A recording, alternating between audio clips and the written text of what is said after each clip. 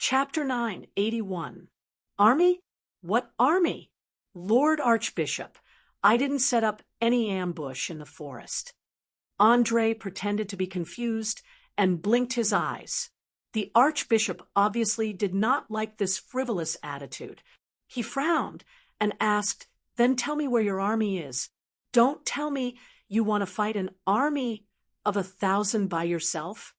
As a priest who was favored by the god of war, he was well aware of the strength of a mage. However, under the restrictions of the rules, anyone who was more than 3 kilometers away would lose. Therefore, a mage could not use flying magic to bombard the ground like in a real war, then run away after the spell was used up and continue after a day of rest. After a few repetitions, most of the army would collapse. Alone? No, I think you misunderstood. I have an army with me, but this army is on me. As he spoke, Andre took off his robe, revealing the dense magic tattoos on his skin. His chest, back, and even his neck were full of mysterious and magical symbols. Although they were still a little red and swollen because they had just been completed, anyone who was not blind would be able to feel the power of the black paint. Loretta Botons, who was standing on the tower and waiting to see Andre make a fool of himself, suddenly narrowed his eyes and let out a strange expression. He muttered to himself, "Interesting." He had actually placed a 2-way teleportation door on his body. What a genius idea. Knowledge, power, and a brain that ordinary people can't reach. This is the kind of opponent I desire. My dear teacher, I think I should thank you. Thank you for finally letting me find some joy in my boring life. At the same time, Duke Georgie, who was far away in the city, also saw this scene through the crystal ball. He raised his head and asked an old mage with a white beard beside him, "Sir Mickey, may I ask what is with these tattoos? Is it some kind of mysterious magic?" The old mage called Mickey took out a magnifying glass from his pocket and carefully observed it for a long time. He answered with uncertainty, "It looks like some kind of magic symbol and seems to be related to teleportation. It's too complicated, and I can't understand it with my current knowledge.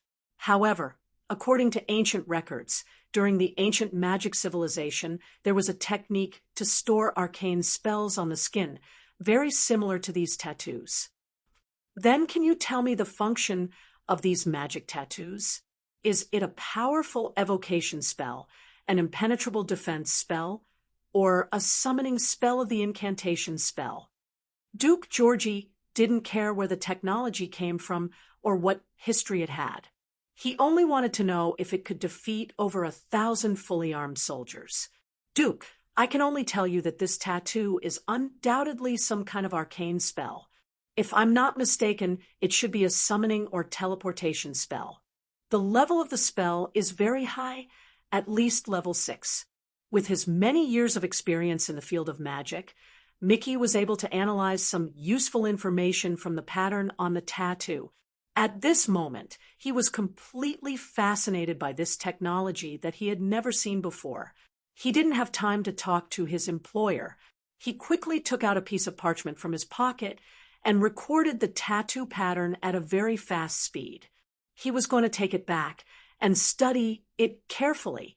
In the eyes of pure old mages, power struggles and private battles between nobles were far more fascinating than knowledge and technology. The sudden appearance of the magic tattoo immediately made the already excited audience even more fanatical. In addition, after Andre became the chosen, his muscles underwent a series of changes. His previous slightly thin appearance completely disappeared and was replaced by a perfect inverted triangle body.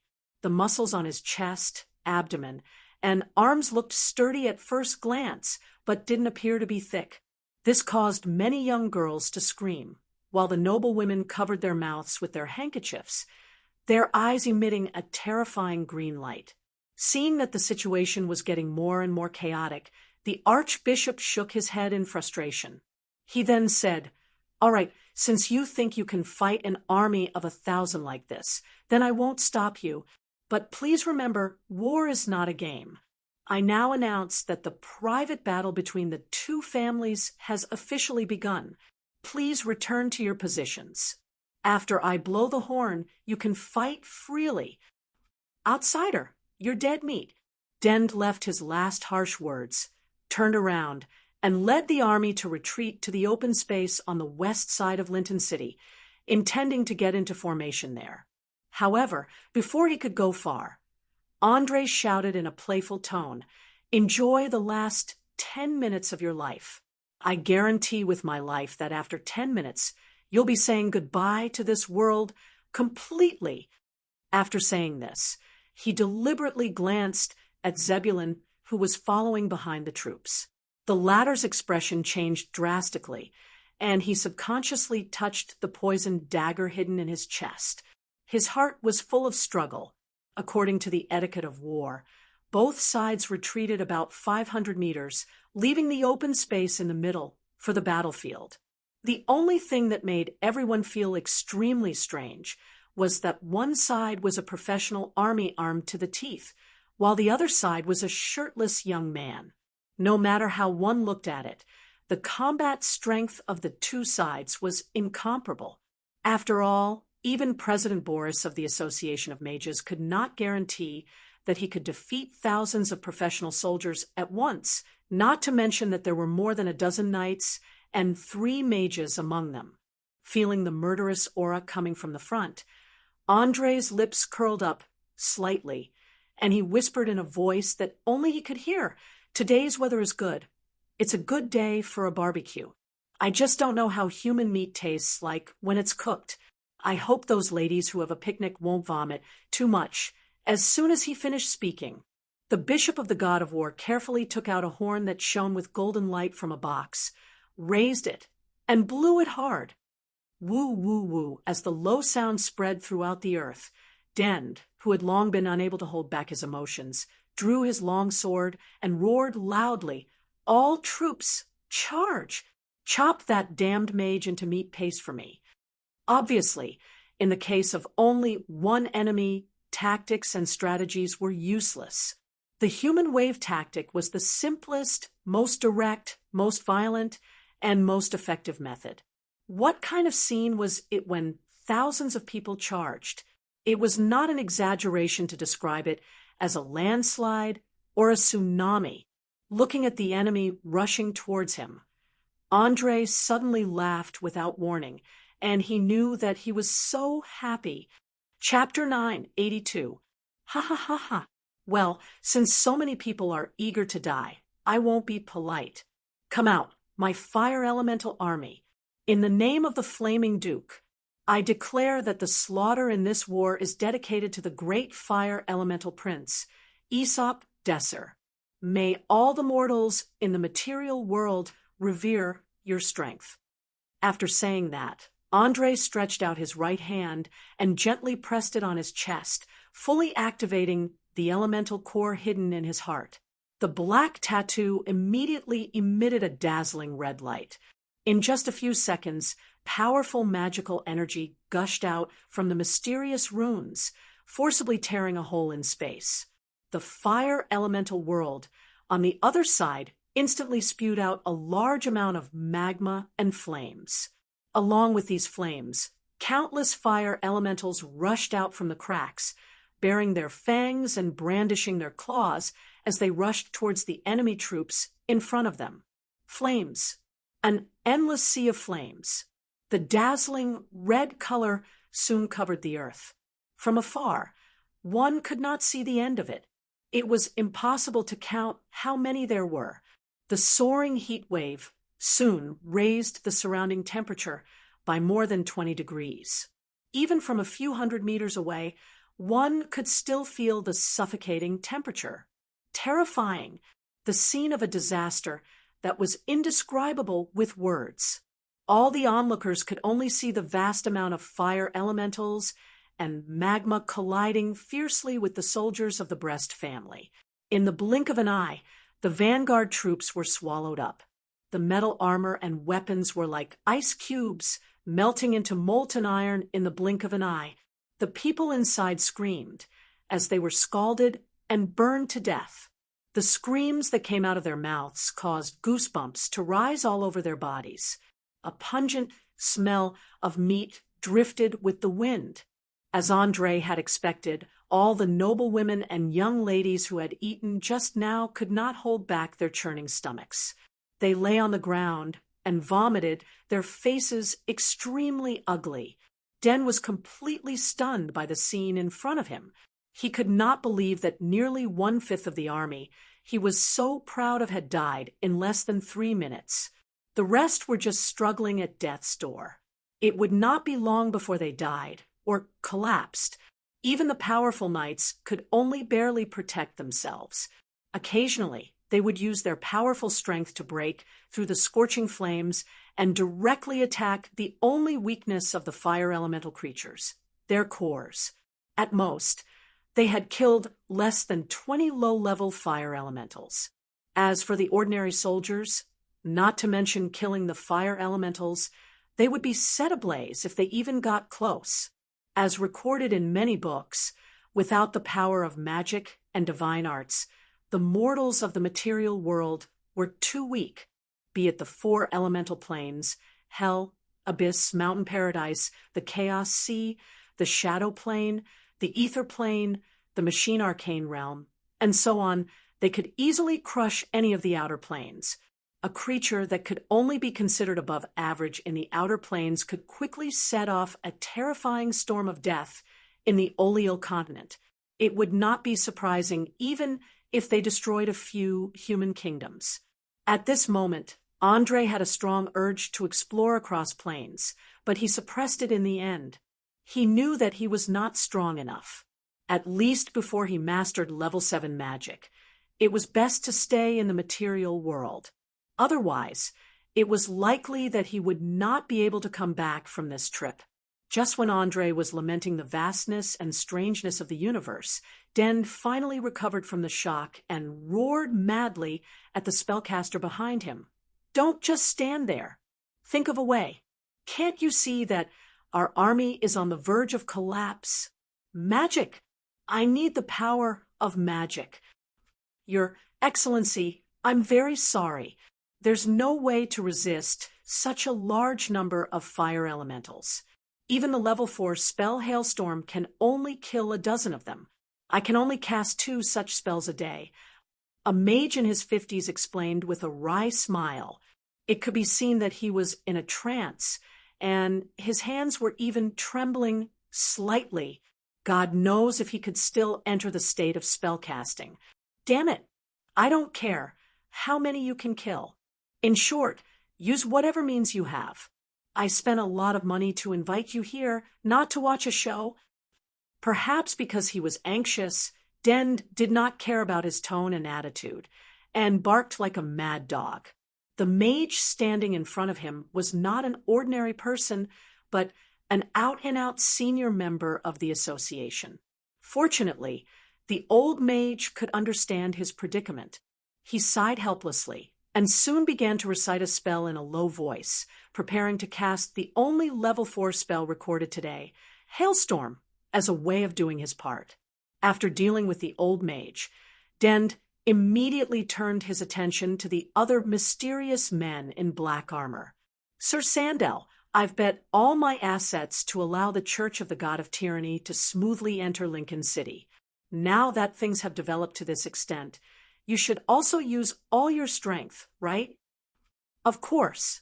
We'll kill that mage now.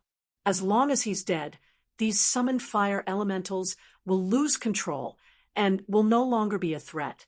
The man called Sandel took a step forward and spoke in a low and hoarse voice. He did not seem to be flustered at all. His 2 eyes hidden in the armor were full of darkness, as if he was not frightened by the endless fire elementals in front of him. "Then what are you waiting for? Please hurry up and act.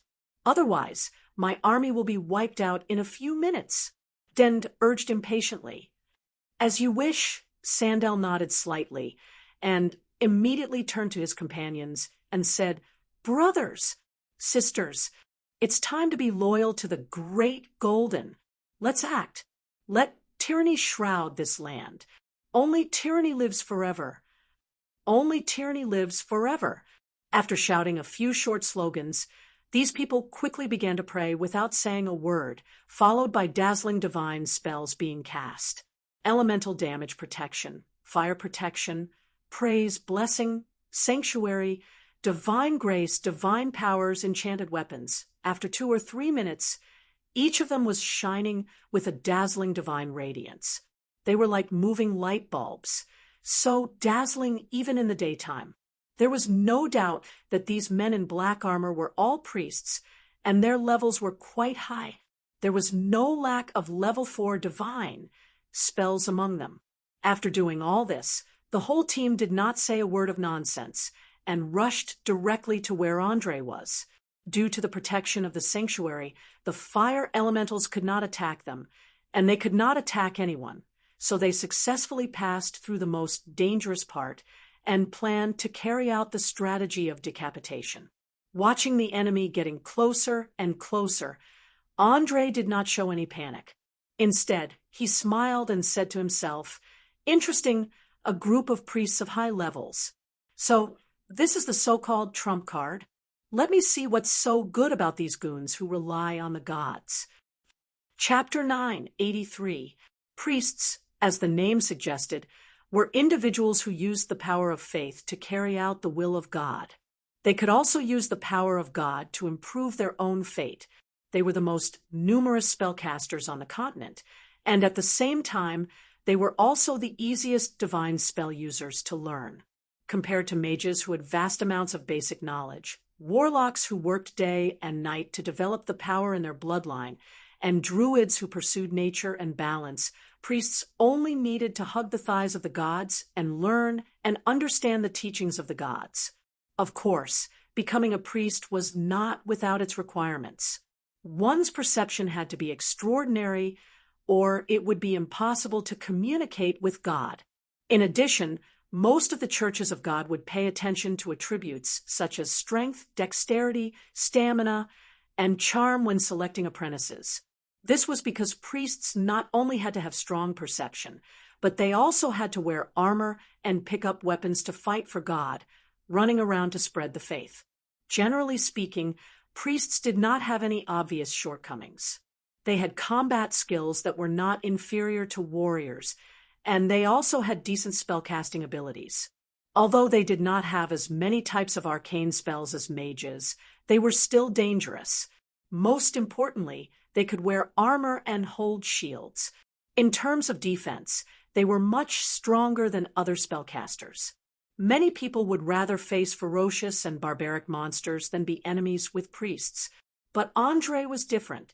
He knew that as the owner of the Arcane Eye, he would sooner or later go on the path of fighting against some gods.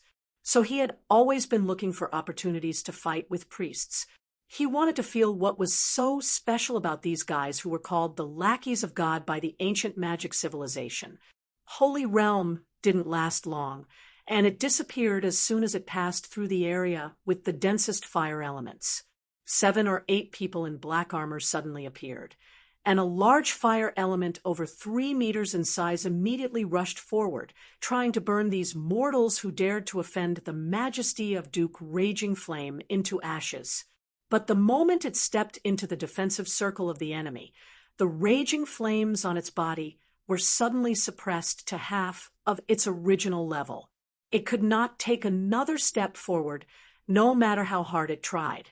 Obviously, this was the double effect of the 2 divine spells, protection against fire damage and elemental damage. For a real spellcaster, such a single elemental damage was not much of a threat at all. Sandel, who was charging at the front, raised his fist-sized warhammer and smashed it into the giant fire elemental's mouth. With the power of the enchanted weapon, it immediately penetrated the protection of the scorching flames and smashed the elemental core into smithereens. With a loud explosion, the fire elemental completely turned into a golden pillar of fire and completely disappeared without a trace. Without a doubt, the giant fire elemental had been killed, and there was no chance of it being revived. However, Its death did not affect the remaining fire elementals at all. They continued to swarm and try to burn the priests into ashes. The reason was simple. Although most of the fire elementals had a certain level of intelligence, their intelligence was very low. They were so low that they could not understand what death and fear meant. In their eyes, the death of one of their kind was not worth making a fuss about. "Sander, leave this to us. Hurry up and kill that mage." Seeing that more and more fire elementals were gathering around them and were about to drown them, a female priest could not help but yell at the top of her lungs. She was very clear that it was impossible for her to fight against thousands of fire elementals with just a few people. Although they were majestic now with the support of divine spells, it would not be long before the divine spells lost their effect, and they would die without a burial place. Another male priest used his shield to knock away a fire elemental that was charging at them, and echoed, "That's right, charge. Don't worry about us. Everything is for the glory of the god of tyranny." "Good. The church will not forget your contributions. I swear that as long as this plan succeeds, I will engrave your names on the pillars of the church." Sandel gritted his teeth and stomped his feet. He left his companions behind and rushed in the direction of Andre alone. Because someone had blocked the fire elemental army, there was only one person left in front of him. One had to know that the god of tyranny, Golden, was not a kind god. He was an out-and-out evil god who advocated using absolute guarantees to maintain his rule. Therefore, the priests under him were all ruthless characters. They rarely cared about the lives of their companions. They only cared about whether they could complete the mission given by the gods and how much power they could obtain. That was all. Wow, wow, wow. How touching, isn't it? A group of priests who gave up their lives for their beliefs. Just thinking about it makes me want to cry. I can't help but want to record it down and give it to the bards to write a song that will be sung everywhere. Looking at the enemies who had rushed out of the encirclement, Andre had a smile on his face as he teased with a playful tone. "Damn mage, you've ruined our plans time and time again. Today is the day you die." Knowing that time was of the essence, Sandel did not want to waste any time talking nonsense. He immediately rushed forward with his hammer, wanting to use the advantage of the priests in close combat to seize the initiative. But he did not know that the most important thing was that Andre was not like most ordinary mages who were not good at close combat. Instead, he was also a rogue swordsman with 3 levels. Before the hammer could reach him, Andre suddenly raised the secondary defense staff in his hand and activated the shield, haze, and stoneskin stored on it. Then, ignoring the weapon that was smashing towards him, he raised the sharp part of the staff and stabbed forward with force. In an instant, the 2 weapons hit each other at the same time. Due to the influence of the blur spell, the mace didn't hit the head, but hit the back instead. Coupled with the deflection caused by the shield spell, it only smashed the stone covering the surface of the body, causing no damage at all. The staff made of iron birch was different, although the armor and divine spells also played a protective role to a certain extent. The sharp tip of the staff still pierced through the lungs. When it was pulled out, blood immediately gushed out. Cough, cough, cough. Accompanied by a violent cough, Sandel spat out a large mouthful of blood. His face showed an unconcealable horror. He did not expect that a mage would choose to fight him head-on, and even more did not expect that the inconspicuous staff would pierce through his solid armor. After the successful blow, Andre took light and agile steps and quickly retreated a few meters. He took out a handkerchief and wiped the blood at the end of the staff.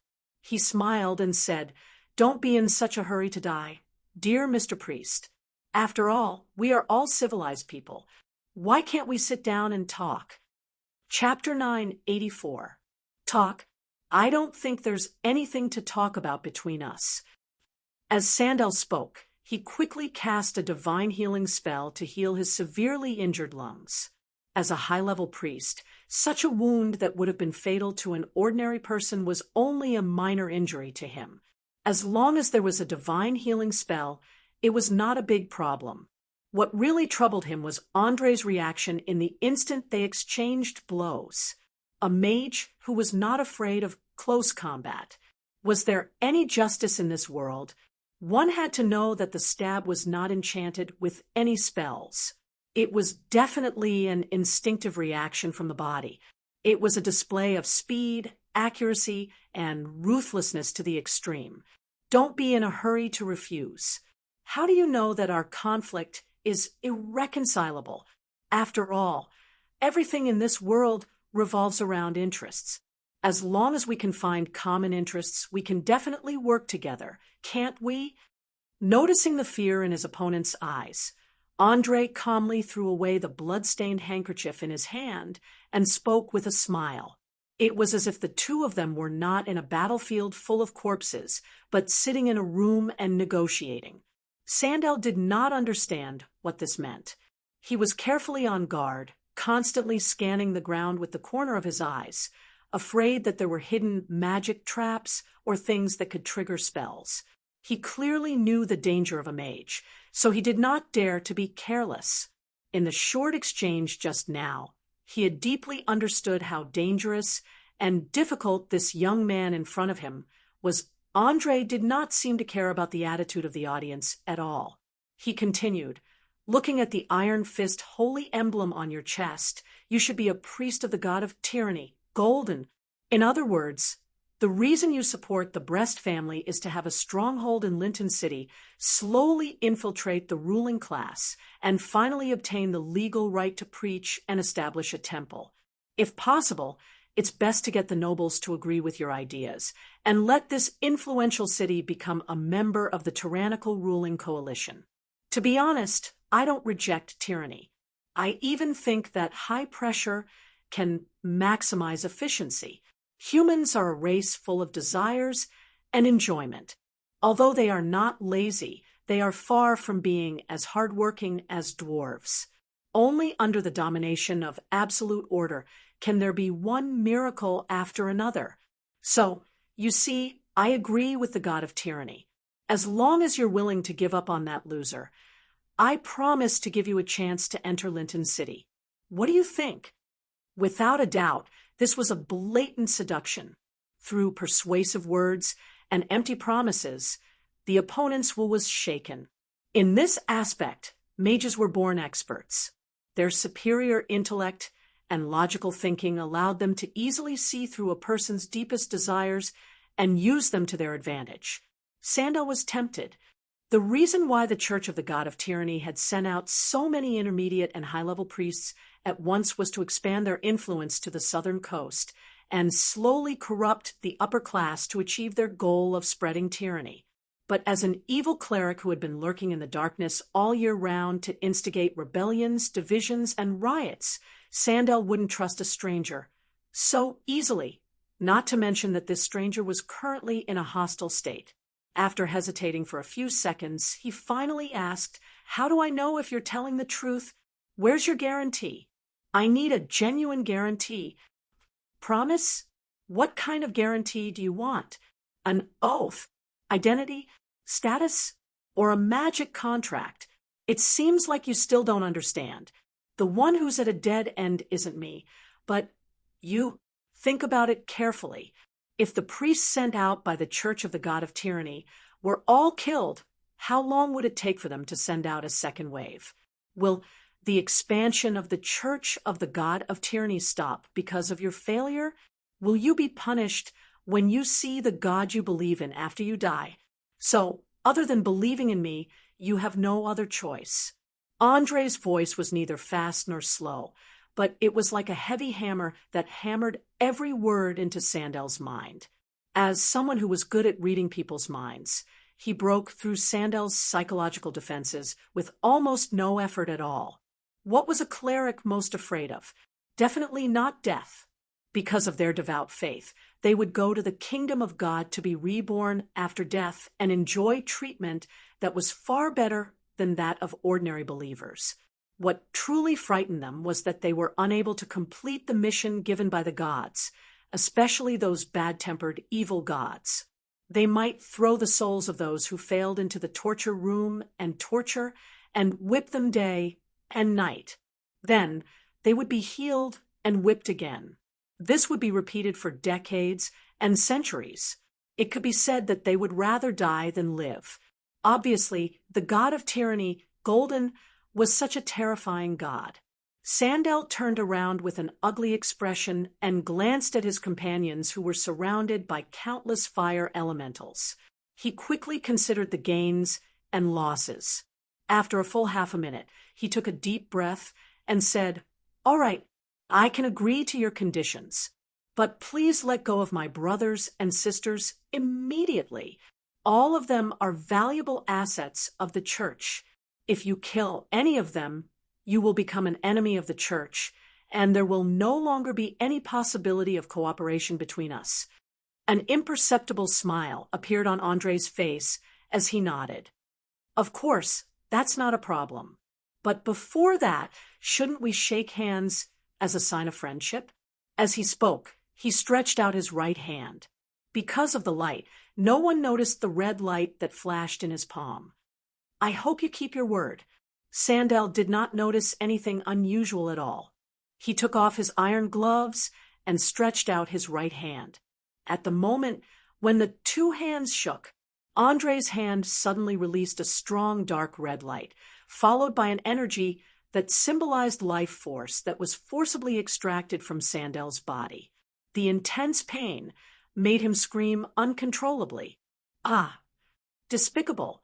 How dare you plot against me? Ha ha ha ha ha! Idiot! Don't you know that we are on the battlefield? Of course, there is nothing to be unscrupulous on the battlefield. Deception is just the lowest level of trick. Do you even need someone to teach you this? How sad! If the god of tyranny's subordinates were as stupid as you, then I would really be worried for him."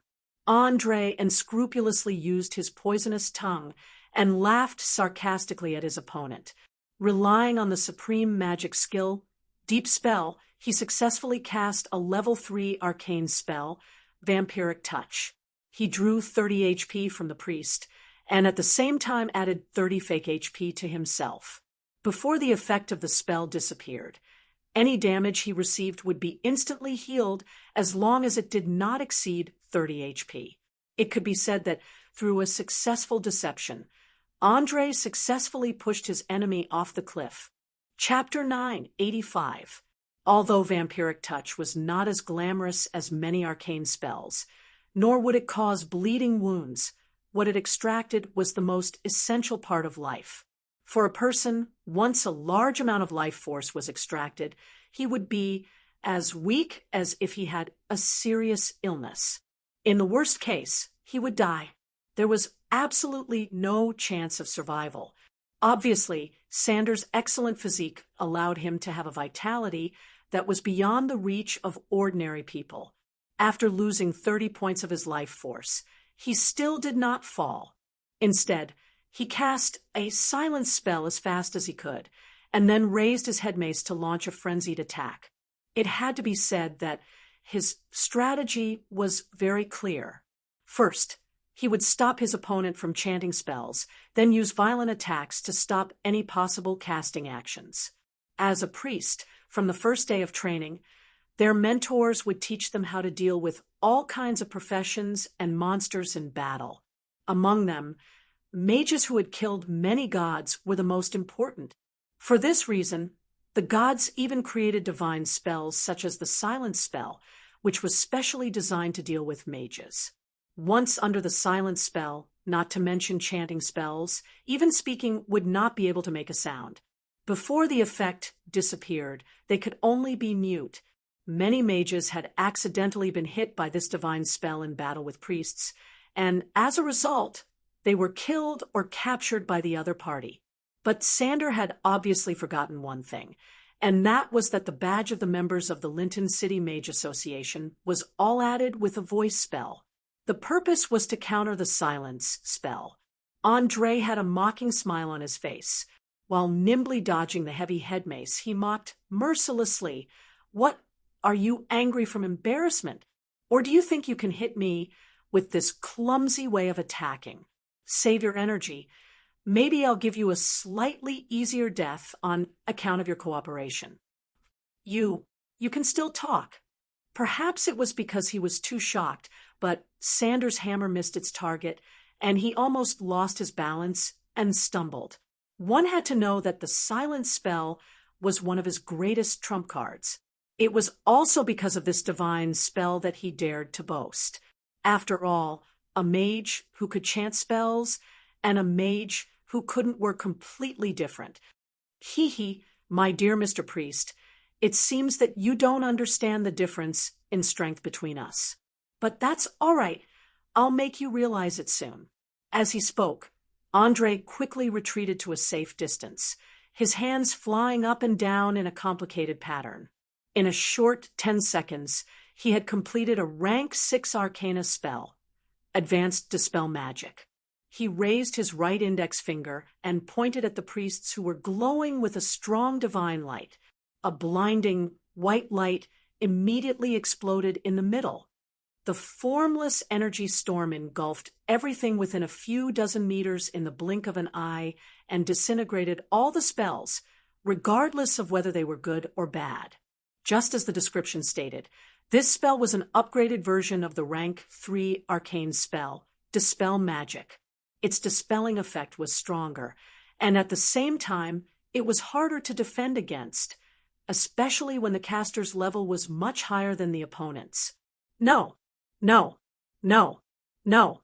Sandel let out a heart-wrenching cry as he watched his companion's divine spell being dispelled.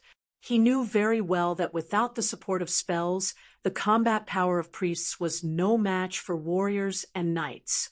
It would only take a few minutes for them to be engulfed by the endless army of fire elementals. But unfortunately, some things were just like Murphy's Law. The more you didn't want it to happen, the more it would happen. In less than a minute, a female priest was pushed to the ground by 2 medium-sized fire elementals.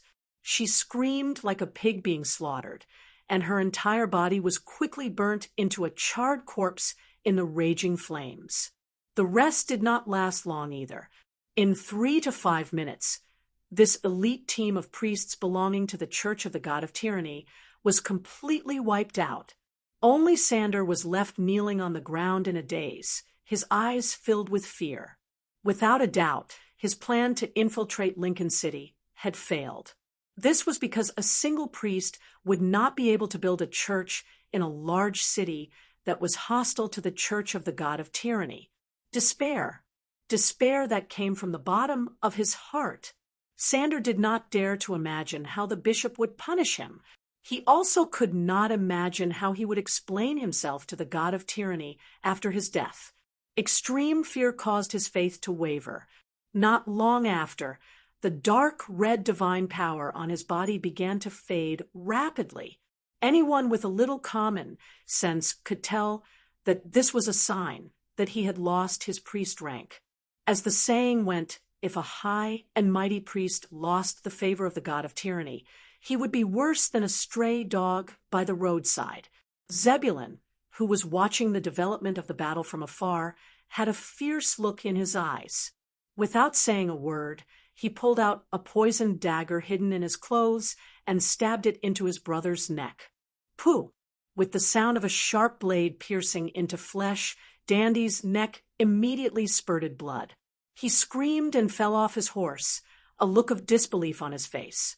Zebulun, what are you doing? Have you lost your mind? Not only him, but the surrounding guards and the other 2 invited mages were also dumbfounded. They stared with wide eyes at this scene. I'm sorry, my dear brother, you've made the wrong choice. For the continuation of the family, and for our little sister to not become someone's plaything, I have to stand up and correct this mistake. With that, Zebulun raised the huge garnet staff in his hand and shot out a deadly magic missile. Bang! Bang! Bang! Bang! Dandy did not even have time to react before his head was hit by a missile that drew a beautiful arc. For a moment, his brain splattered everywhere. After the beautiful bullet screen, he had completely turned into a lifeless corpse. His head was like a smashed watermelon, and even his facial features could not be distinguished. After doing all this, Zebulun quickly cast a phantasmagoria spell on himself and announced loudly in front of countless people, "As the current head of the Brest family, I order everyone to give up resistance. We have lost this war." As soon as he finished speaking, the Archbishop of the God of War, who was in charge of supervising, immediately raised the golden horn in his hand and blew it again. Woo, woo, woo. The soldiers belonging to the Brest family felt as if they had been pardoned. They immediately threw away the weapons in their hands and turned to run. Their spirits were already on the verge of collapse. Even if they did not surrender now, they would collapse in a few minutes. Chapter 9, 86. Looking at the sudden change in front of him, the corners of Andre's mouth curled up slightly, and he muttered to himself, "Interesting, you actually waited until the last moment to make your move. Should I praise you for your perfect timing, or should I praise you for your cautiousness? My dear Zebulun, as a smart person, he would not overlook any details, especially when it was obvious that he had waited until the end of the battle before choosing a side. Obviously, Zebulun was not willing to kill his brother, but was forced to do so. At this moment, his heart was filled with self-blame. Or perhaps it was filled with hatred, but that was not important. What was important was that no matter how dangerous this guy was, Andre was confident that he could control this valuable chess piece and make him act in a way that was beneficial to him. Sandel, whose faith had collapsed, did not realize that the battle had ended. He was still kneeling on the ground alone, staring blankly ahead. No one knew what he was thinking. A large fire elemental approached and wanted to get rid of him, but it was stopped by Andre. He came to the side of the despondent priest and said in a low voice, "If you want to regain your faith and restore your priestly level, remember to come to me before midnight tonight." Hearing these words, Sandel's eyes suddenly had a glimmer of light. He subconsciously turned his head and wanted to pull Andre to ask for clarification. But unfortunately, Andre had no intention of explaining in front of so many people. He directly shook off the priest and swaggered through the fire elementals. Not only did the raging flames not burn his skin, but they seemed to be attracted by something and formed a gorgeous giant ring of fire around him. Every time he passed by a fire elemental, the fire elemental would kneel down to show its humility. In front of the prince of fire elementals, the flaming duke chosen by Aserdesser, they were just humble servants. All the onlookers were stunned. They could not believe what was happening in front of them. The fire elementals, known for their violent and uncontrollable temper, were kneeling down to a mortal mage. Were their eyes playing tricks on them, or was this world too crazy? No one could give an answer, except for those who already knew Andre's true identity. Passing through thousands of fire elementals, Andre arrived in front of Zebulun. Without any hesitation, Zebulun knelt on one knee and said in a respectful tone, "Praise be to you, Duke of Eternal Flames. You are the symbol of slaughter, the emissary of destruction. You are the only representative of the fire elemental plane in the material world. Please allow me to represent the Brest family in surrendering to you. Please forgive my brother's foolish offense and forgive us lowly mortals. For this, I am willing to give up everything of my family and become your loyal servant." As the last word fell, the scene suddenly boiled over. Although Zebulun never mentioned the name Flaming Duke, he recited the poem that the bard used to describe the Flaming Duke. Anyone who wasn't an idiot would understand what he was trying to express. Gods above, is there something wrong with my ears? The Flaming Duke. It's actually the Flaming Duke. I knew it. Apart from the Flaming Duke, is there another mortal in this world who can control so many fire elementals? Heavens! No wonder the envoys of Bacaro City surrendered to us. They were attacked by the Flaming Duke. For a moment, everyone seemed to have been injected with adrenaline. Regardless of whether they knew Leyland or not, they frantically shared their excitement with those around them. What did it mean for the Flaming Duke to appear in Linton City?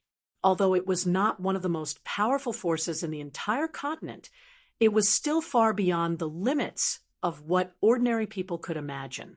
Apart from the ancient dragons, the legendary professions, the chosen ones of the gods, and other superforces, there was almost nothing that could threaten its existence.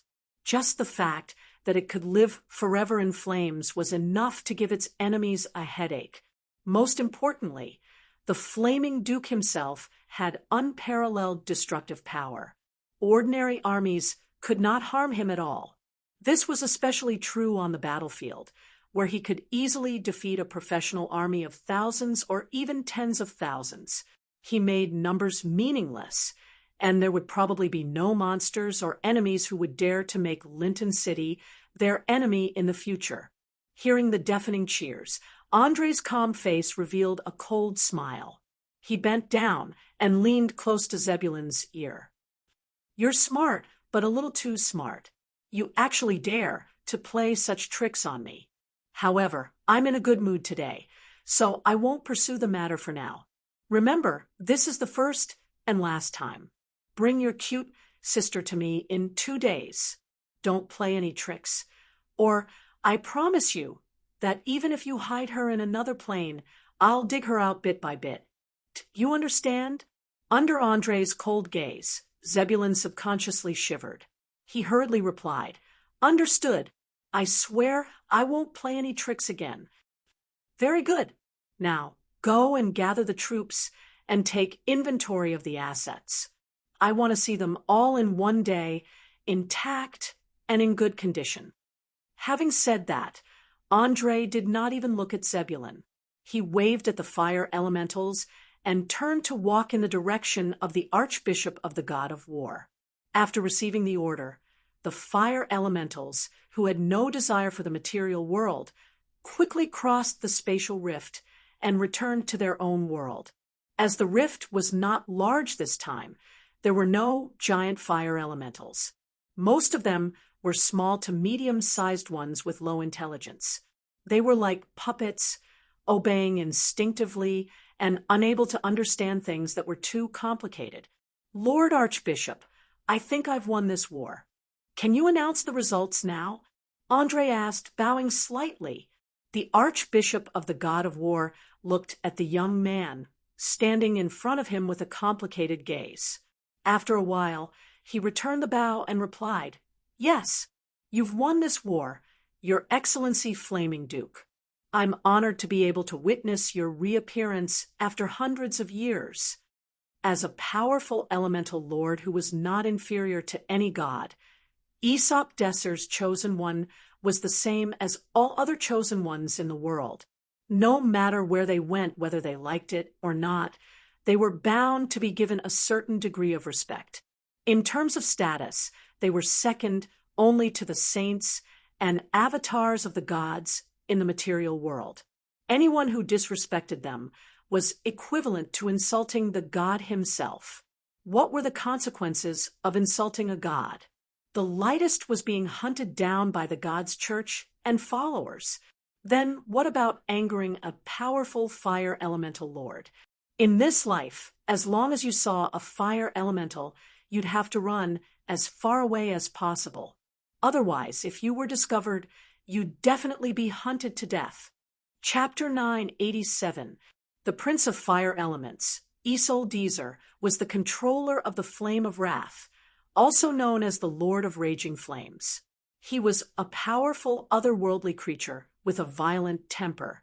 So, to what extent was his temper More than 3,000 years ago, there was once a lesser divine power god who attempted to imprison the Flaming Duke and force him to fight for him. As a result, less than a day after he succeeded, Isoldezer tore through space and personally led the endless fire elements to flood into the god's kingdom, destroying everything he encountered along the way. Whether it was buildings, believers, or anything else, everything was burned to ashes by the raging fire. Even the god himself was seriously injured by the flame of wrath and had no choice but to escape and hide. However, this god's luck was not very good. His hiding place was discovered by the god of thieves, who launched a sneak attack without saying a word. As a result, this god eventually fell and became one of the countless gods who disappeared in the long river of history. Through this incident, almost the entire universe felt the madness of the Lord of Raging Flames. Since then, no one dared to find trouble with the Flaming Duke. After all, the elements represented neutrality and had no inclination towards good or evil. Even if there was no way to become allies, there was no need to become enemies. To some extent, the Flaming Duke was a very good protective talisman. As long as he did not do anything that would anger the heavens, no one would dare to rashly make a move against someone who held this title. Although the Archbishop of the God of War had a noble status, he was still a bit lacking in front of the chosen. So his mood was just like the look in his eyes. Very, very, very complicated. It must be known that every time the Flaming Duke appeared, it was bound to be accompanied by a large amount of destruction and destruction. He was like a moving disaster, bringing misfortune and death wherever he went. According to historical records, most of the Flaming Duke could not bear the rejection and loneliness and finally chose to return this power to Isoldezer, finding a deserted place to die, quietly. Of course, from the perspective of the God of War, the appearance of the Flaming Duke was not a bad thing. On the contrary, it was a good thing, because his appearance was bound to be accompanied by more wars, helping to expand the God of War's influence. After sensing the Archbishop's complicated thoughts, Andre lowered his voice and said with a smile, "Don't worry, Archbishop.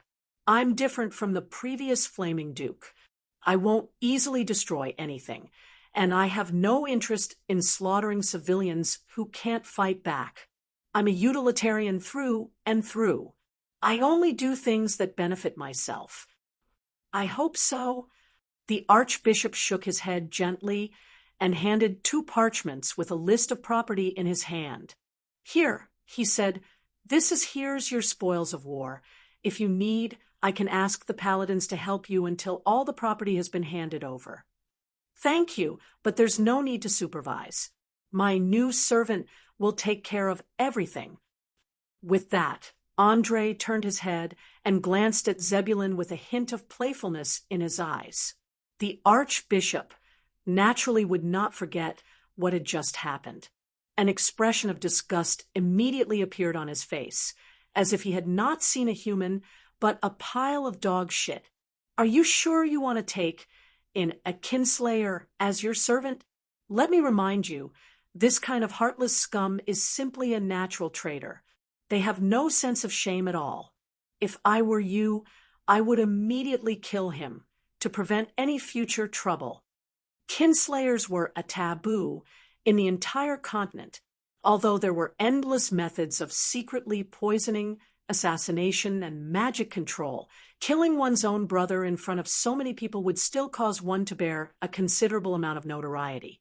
It was not surprising that they would be ostracized by the upper class. Andre obviously did not care about this. He shrugged indifferently. "Why not? Haven't you said before that everyone in the world has a weakness, and I happen to have grasped his weakness? As for the issue of morality, there's no need to be too conflicted.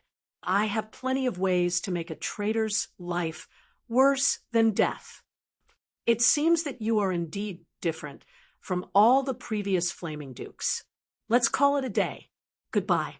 After the Archbishop said this sentence meaningfully, he immediately led a large number of paladins and priests towards the city gate. As soon as he left, Old George, who had been waiting by the side, immediately came forward and presented a furry puppy that had just been born not long ago with both hands. "Congratulations, my young friend. You've won another glorious victory. I can't even remember how many times you've won this battle. According to the tradition between nobles, I represent all my allies to present a purebred hound that is 1 week old. May it be able to protect your family in the future. You are too kind, Count. It's a very cute little thing. I like it very much." Andre carefully hugged the puppy that had yet to open its eyes. According to the ancient legends in the South, the hound symbolized protection. If there was a war between two nobles, and one of them succeeded in annexing the other, the relatives or allies of the winner would present a hound puppy that had yet to open its eyes. This puppy would watch over the souls of the enemies and prevent them from coming back to seek revenge after they were unwilling to die and become undead creatures. However, in Andre's opinion, this legend was just a legend. If the hound really had such great abilities, it would have been classified as a magical beast by the mages a long time ago, and not a domestic hound. However, as a dog lover in his previous life, he did not mind raising a loyal, fierce dog. Anyway, he would just treat it as a pastime. Lady Anasta of West Xia also presented a symbolic golden whip with complicated golden threads and patterns on it. At first glance, one could tell that it was not an ordinary whip. The rest of the conservative nobles also gave him a gift to express their sincerity. Andre did not reject any of them, and accepted all of them with a smile. He understood that these people were not giving him gifts, but a kind of open alliance. Anyone who had given him a gift would be divided into his own camp. Just like that, under the gaze of half of the ruling class in Linton City, a new faction of power was born. Perhaps it was still very young, but under the influence of the Flaming Duke's name, it would not take long for it to grow into a true giant. Loretta Botons was undoubtedly a very patient person. He stood at the side and waited for Andre to finish everything before taking 2 steps forward and inviting him. "My dear friend, do you still remember what you promised me 3 days ago? Now that the annoying fly is dead, why don't you come to my mansion and relax? How about it?" "No problem. I really do need to relax. After all, this annoying fly is dead, and there is another one waiting for me to deal with. You should understand how annoying it is to be constantly buzzing in your ears," Andre said with a double meaning. Chapter 9, 88. As the initiator, Loretta Botons of course knew who Andre was referring to. He smiled and teased, "Since it's an annoying fly, just slap it to death. It's just a piece of cake for you, isn't it? But what if I find out that there's someone pulling the strings behind this fly?" Andre retorted, not backing down at all. Since both of them were using metaphors, the people around them were confused and didn't understand what they were talking about.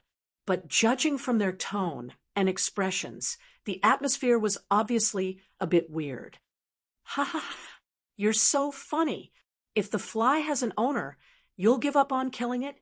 Loretta pretended to be playful and blinked with a smile on his face. Obviously, he didn't care about the life and death of his subordinates or allies. Especially after seeing the fire elemental army destroy everything with his own eyes today, he had completely achieved his goal of testing. He didn't want to make a big fuss over a pawn that had lost its value. Andre wasn't an idiot. He instantly realized that Duquin had completely lost its value to this guy in front of him, so he immediately said meaningfully, "No, of course not, but I'm worried that killing it will dirty my hands." Loretta shrugged his shoulders indifferently. "Then why don't you find a fly swatter? I believe that, with your taste, you should be able to find a suitable one easily. If that's the case, won't the person who's pulling the strings get angry out of embarrassment if I kill this annoying fly?" Andre asked with a faint smile. There was no doubt that he was deliberately trying to provoke this guy, trying to find some conspiracy and clues. But unfortunately, a mere Duke win was not worthy of Loretta's attention. He sneered and reached out his right hand to touch the puppy lying in Andre's arms, and asked, "If I kill this little guy now, will you be angry immediately?" Maybe a little angry, but not to the extent of being angry. Andre answered without thinking. He was not one of those idiots whose head was filled with strange thoughts that would place the life of a dog above the life of a human. In his opinion, the reason why dogs were domesticated was to serve people. If this was reversed, then there was no need for dogs to exist. Although he also liked the loyalty of dogs, he would never be like those crazy dog lovers in his previous life. For a few dogs, they would find trouble with their own kind for no reason. You see, the answer has appeared. Even such a cute crawl hound is nothing in the eyes of people like you and me, let alone an annoying fly. After saying that, Loretta withdrew his right hand, his eyes revealing a coldness and cruelty that came from the bottom of his heart. Animals had always been more sensitive than humans. The puppy, which had not yet opened its eyes, seemed to have sensed malice and immediately began to tremble. At the same time, it made a whining sound as if it was begging for its owner's protection. Andre gently comforted the frightened little thing, took a deep breath, and said with emotion, "Yes, you are right. How could people like us care about a chess piece that has lost its value? It seems that I can rest assured and crush it to death."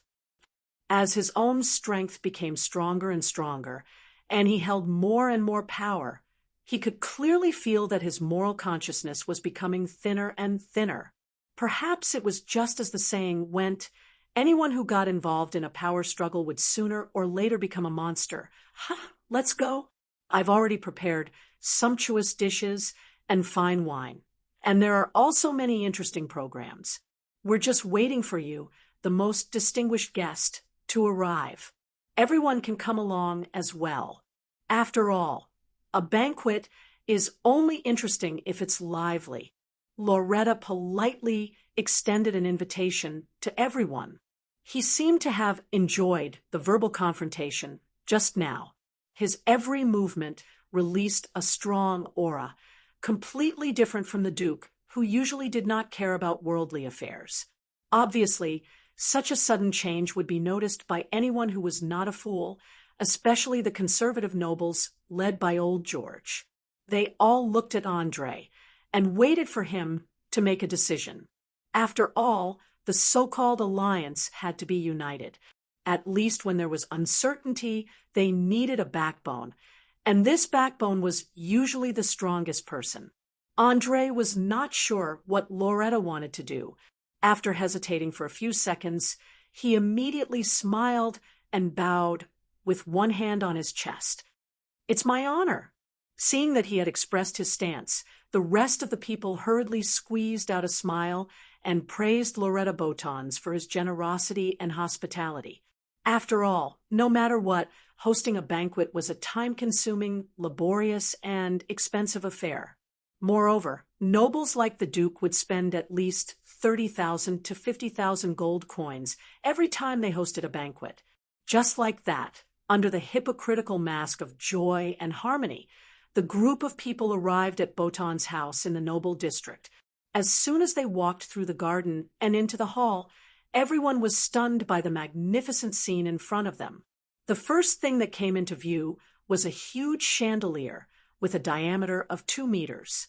Unlike most chandeliers that used candles or magic crystals for illumination, this chandelier had diamonds the size of fingertips hanging from it. At first glance, they were so dazzling that they could barely open their eyes. There were thousands of them densely packed together. There were thousands of them. The market price of diamonds was about 1,200 gold coins. In other words, the value of this chandelier alone was equivalent to the total wealth of most of the nobles present. Of course, if it was just a diamond chandelier, it would not be enough to make old George and Countess Anastasia, who had seen many grand occasions, lose their composure. What really made them lose their composure was the dishes placed on the expensive silk table. To be exact, it was the living mermaid in the middle of the dining table. However, this mermaid was not in a good situation. The scales on her lower body, which belonged to a fish, had been cruelly stripped off. Her hands and feet were chained to the table, and her tongue and vocal cords had been cut off. She could only stare at the two pitiful eyes that were crying nonstop. The female chef standing at the side did not have the slightest bit of sympathy. She raised her hand and cut off a piece of fresh meat from her lower body. She carefully placed it on the ice cubes that had been prepared in advance for the guests to enjoy. Needless to say, this extremely rare red-haired mermaid was the main dish of today's banquet. According to ancient legends, the taste of the flesh of a mermaid was the most delicious thing in the world. It could fully release the taste buds of humans and bring them unparalleled enjoyment. A rich king had once offered millions of gold coins for a small bite, but he did not get his wish until he died. This was because mermaids mostly lived in the deep sea, where there were no traces of humans. Moreover, they were terrifyingly vigilant. Even a legendary mage might not be able to successfully capture them. But now, this dreamy delicacy was placed in front of them. Almost none of the nobles present could hold themselves back. They all subconsciously swallowed their saliva. Chapter 989. How is it? Are you satisfied with the little surprise I prepared? Loretta lowered his voice and whispered into Andre's ear. Obviously, he was very proud of himself for being able to get a living mermaid. He did not feel that putting an intelligent creature on the table to eat raw was a very barbaric and cruel thing to do. The mermaids in this world not only had intelligence, language, and emotions that were not inferior to humans, but also created a highly developed underwater civilization. They had their own cities and countries. To a certain extent, mermaids were no different from humans, dwarves, elves, pygmies, halflings, and many other intelligent races. The only difference was that the former lived on land, while the latter lived in the deep sea. As a transmigrator who still had some bottom line, Andre felt a strong sense of disgust at the scene in front of him.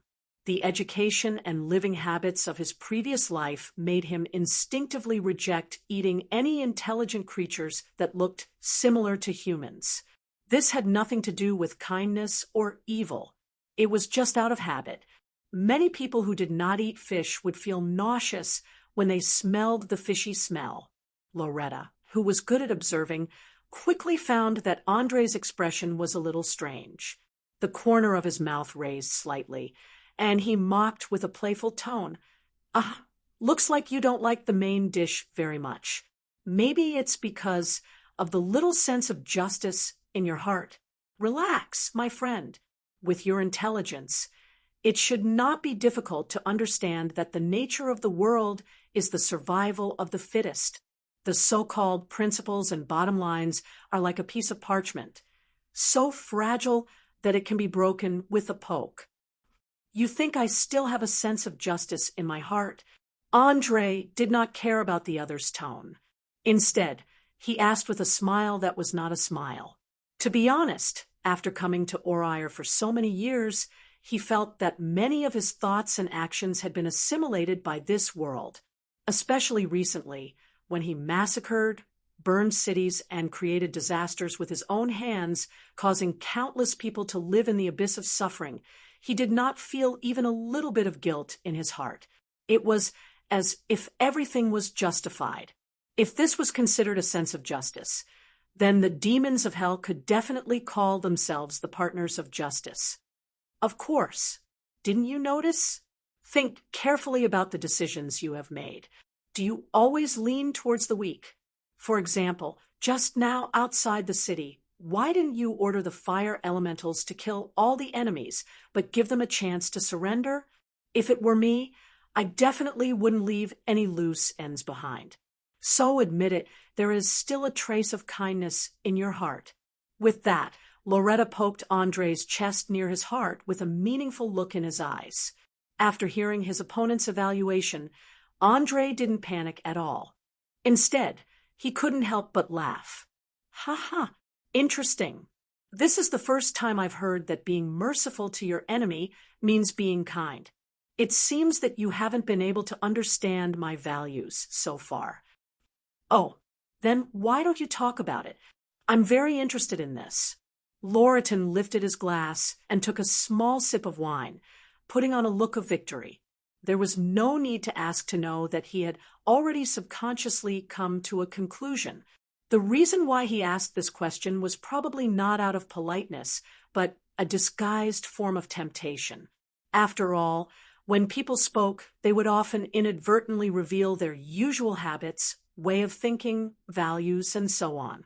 Once grasped, one could roughly deduce the way a person would deal with a problem, as well as the next few actions. Andre was never a fool. Naturally, he understood his opponent's sinister intentions. Without batting an eyelid, he replied, "Sorry, I have no reason and no obligation to explain anything to you, especially when the time of war is getting closer and closer. If the two of us are still alive by this time next year, and the victor has already been decided, then it won't be too late to talk about this problem." Loretta pretended to be regretful and spread out his hands. "All right, since you insist, then we will wait until this time next year. Now, let us enjoy this banquet." After saying that, he said a few words to the housekeeper standing next to him. The housekeeper immediately rang the bell in his hand. After a while, several female dancers in hollowed-out silk dresses walked into the center of the hall from the corner. The banquet finally officially began. The nobles who could not wait for a long time rushed to where the mermaids were. They forked the bloody meat into their mouths and closed their eyes to savor the most delicious taste in the world. Other than the mermaids, most of the food on the table was also raw. For example, raw oysters, raw crabs, raw fish, raw shrimp, raw squid, raw beef, and so on. Although there were dozens of sauces beside the food, Andre, who had always hated raw food, did not have any appetite at all. He went straight to the table that was piled with desserts, picked up a soft honey cake, and ate it. Because he had been busy making magic tattoos the whole night, he was now tired and hungry. His stomach had already started to protest a few hours ago. After swallowing 2 honey cakes, he immediately regained some energy. Just when he was about to look for other food that would suit his taste, a girl in a red dress walked towards him and bowed with a smile. "Greetings, Your Excellency Flaming Duke." "You are." Andre grabbed a tablecloth and wiped his hands. He squinted his eyes and looked at the girl. She had long brown hair, a small round face, a delicate nose and mouth, big eyes, and a red corset that set off 2 rather large peaks. She was about 6 meters tall, fully displaying the beauty of youth. Judging from her appearance, this girl should not be more than 15 years old, or even younger. The girl obviously noticed that the handsome man in front of her was looking at her. She immediately raised her full chest and said, "My name is Celeste, Viscount Sean's sister, and also Chloe's good sister. I don't know if you are free now, but I would like to invite you to join the little game that is going on over there." After saying that, she turned around and pointed to the men and women gathered together not far away. These young people, who were born with a silver spoon in their mouths, were all holding gold or silver coins with different patterns in their hands. There were a few dice placed in the middle, and they seemed to be playing some kind of game. Andre quickly searched for the name Celeste in his memory. He quickly smiled and shook his head. "I'm sorry, Miss Celeste. I'm afraid I can't accept your invitation. Besides, Chloe probably won't recognize you as her good sister." As someone who had an eidetic memory, Andre only needed 2 seconds to recall what his fiancée had said a few months ago. The general meaning was to prevent fire, theft, and Celeste from entering the house. Chapter 990. The girl clearly did not expect that her invitation would be mercilessly rejected, and she stood there awkwardly. It was only after a full minute that she mustered up her courage and said, "It seems that Chloe often speaks ill of me. You can't possibly believe all of it, right? What do you think?" A hint of playfulness flashed in Andre's eyes.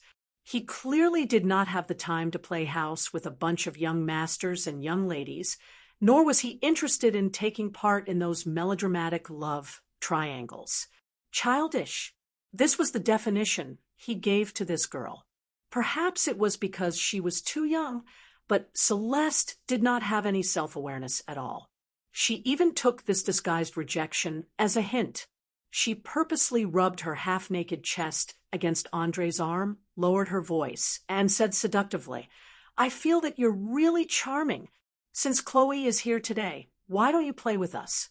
You must know that many of our sisters have fallen head over heels for your majestic performance. As long as you join us, I guarantee that you'll have an unforgettable experience." Andre pulled his arm back without batting an eyelid and took a few steps back. "I'm sorry, but I still have to reject. There are two reasons. Firstly, I'm not interested in your so-called unforgettable experience. Secondly, I'm someone who keeps my promises. Since I've promised Chloe to stay away from you, I'll keep my word. So, Miss Celeste, please leave immediately. I don't wish to repeat myself a third time." Saying this was already a blatant humiliation. To a noble lady, especially an unmarried one, being rejected by a man was unforgivable. Celeste was so angry that her entire body was trembling. It was as if she could not believe that there was a man in this world who could resist her temptation. Right now, what she wanted to do the most was to splash the wine in her cup onto his face, then turn around and leave the banquet hall, leaving this place that had humiliated her. However, it was a pity that Celeste could not do that. Regardless of whether it was the Duke Loretta or the flaming Duke Andre, they were both people that a mere Viscount sister like her could not afford to offend. Suppressing the anger in her heart, she flung her skirt and quickly returned to the crowd. Her eyes were full of resentment. Then she began to tell her peers what had just happened.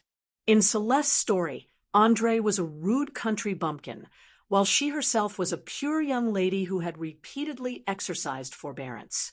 This fully displayed the scheming nature of a green tea B*TCH.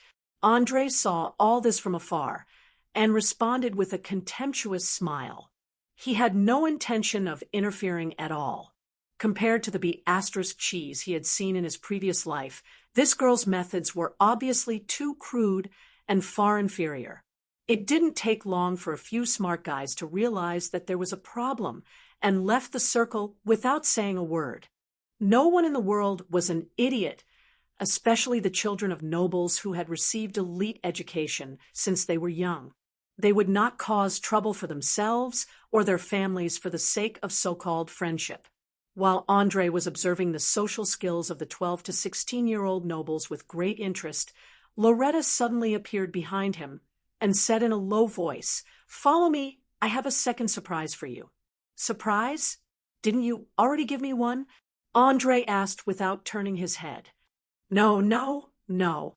I only gave you one, which is today's main dish, the mermaid.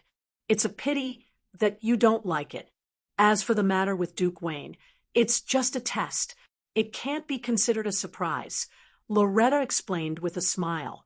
Glancing at the main dish, who had fainted due to excessive blood loss, the corner of Andre's mouth couldn't help but twitch. "Are you sure it's a surprise and not a shock?" "Of course. I swear that you will definitely like the surprise this time."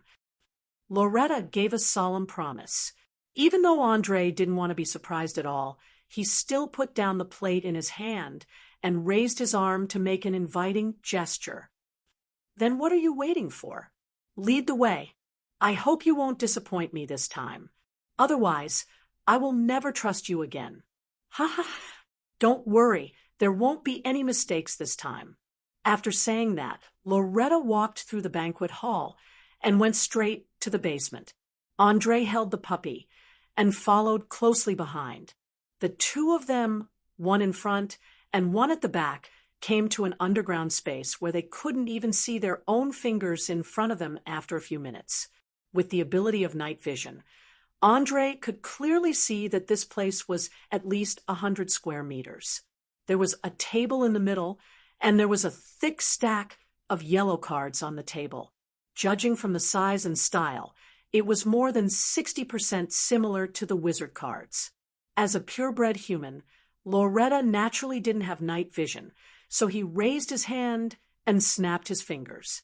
Instantly, the surrounding torches and braziers were all lit up, immediately illuminating this gloomy and terrifying place. Without any hesitation, he quickly came to the table and picked up the thick stack of cards.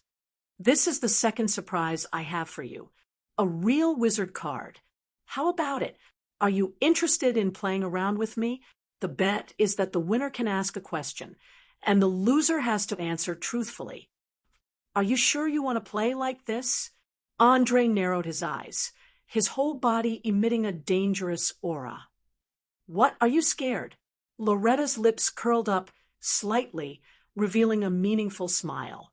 The two of them stared at each other for a full minute before laughing out loud at the same time. They were so in sync that they were like twins. Loretta laughed and sighed. After so many years, I finally have an outstanding opponent, an opponent who is on par with me.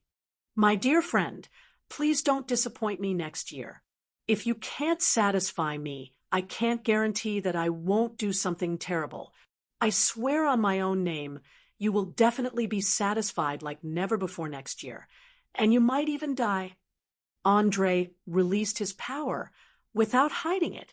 In just a few seconds, the magical energy in the air became restless.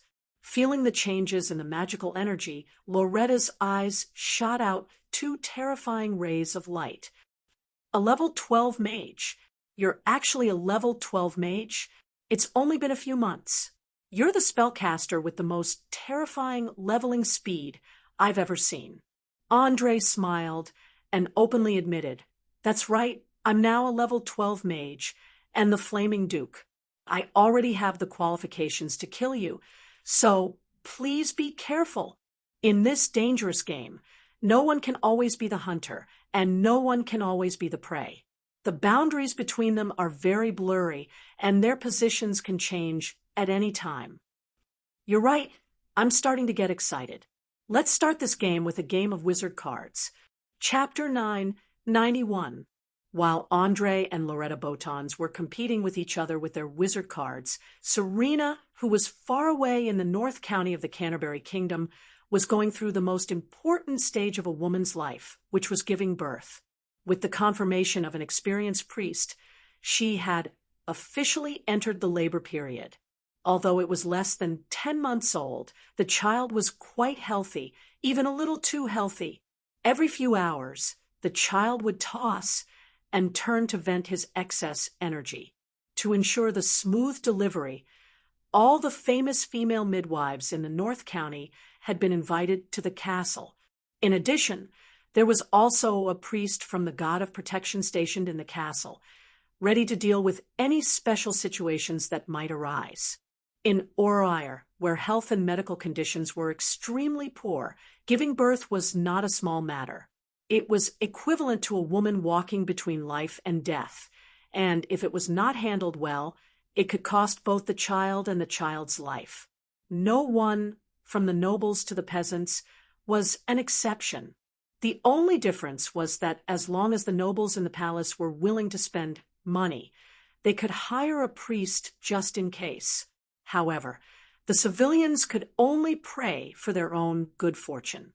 Although the North County was the least populated and the most desolate county in the whole kingdom, Serena had secretly opened 3 mines in the Black Forest after gaining the support of Merchant Louder. One of them was a sapphire mine, and the other 2 were gold and iron mines. Therefore, she was not short of money at all. Not only did she renovate the castle that originally belonged to Baron Iverson, but she also recruited an army of 2,500 people. After all, the people in the North County had always been tough. Almost all the adult men had mastered more than one type of weapon fighting skills.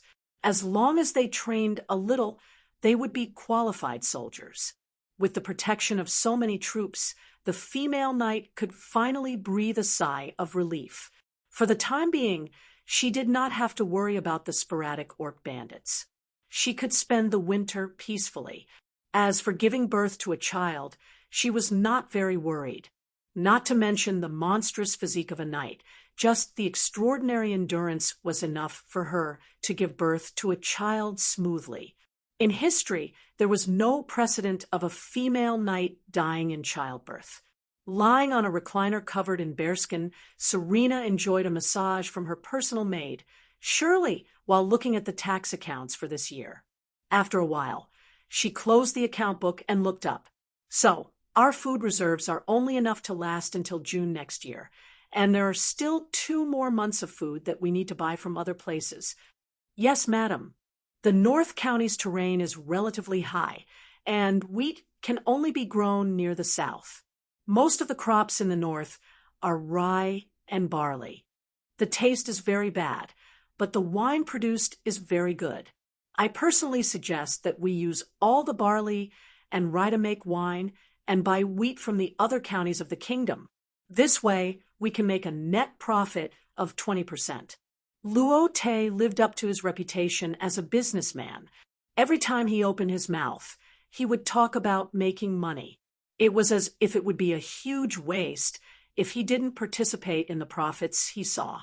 It was also because of his profit-seeking spirit that the business environment in the North region seemed to be much more prosperous this year. In particular, the number of merchants who came to purchase furs and rare animals and plants had increased by a full third. However, as a noble, Serena's perspective was completely different. She might care a lot about money, but she was more concerned about whether her rule was stable, and the food reserves happened to be the most important factor. After considering for a few seconds, she gently stroked her protruding belly and said, "In principle, I agree with your suggestion to use barley and rye to make wine instead of wheat or flour. However, you have to ensure that we buy enough wheat before we start making wine. I don't want to see that we can't take out food in case of an accident. Do you understand?" The fat Luo Te hurriedly put one hand on his chest and bowed. "Understood, madam. Please don't worry. I'm not an idiot who can't tell what's important. I'll definitely ensure the food reserves in the territory." Also, the subordinates I sent to purchase cloth and salt heard that there seems to be some friction at the southern border. His Majesty King Elroy Clovis is planning to recruit troops and declare war on the Bohemia Kingdom in the south. War. Upon hearing this word, Serena hurriedly sat up from the recliner with a trace of unconcealable surprise on her face. That's right. Many people are spreading rumors that Elroy intends to wipe away his humiliation and regain control of the Rapids Plains. He wants to completely control this granary that can support an army of 50,000. According to our scouts, there are indeed signs of an army gathering at the border, but until now, there hasn't been a clear order to summon the vassals. On such a serious issue, Luo Te didn't dare to be sloppy at all. He quickly shared all the information he knew. The Rapids Plains was the place where the Canteru Kingdom and the Bohemia Kingdom intersected.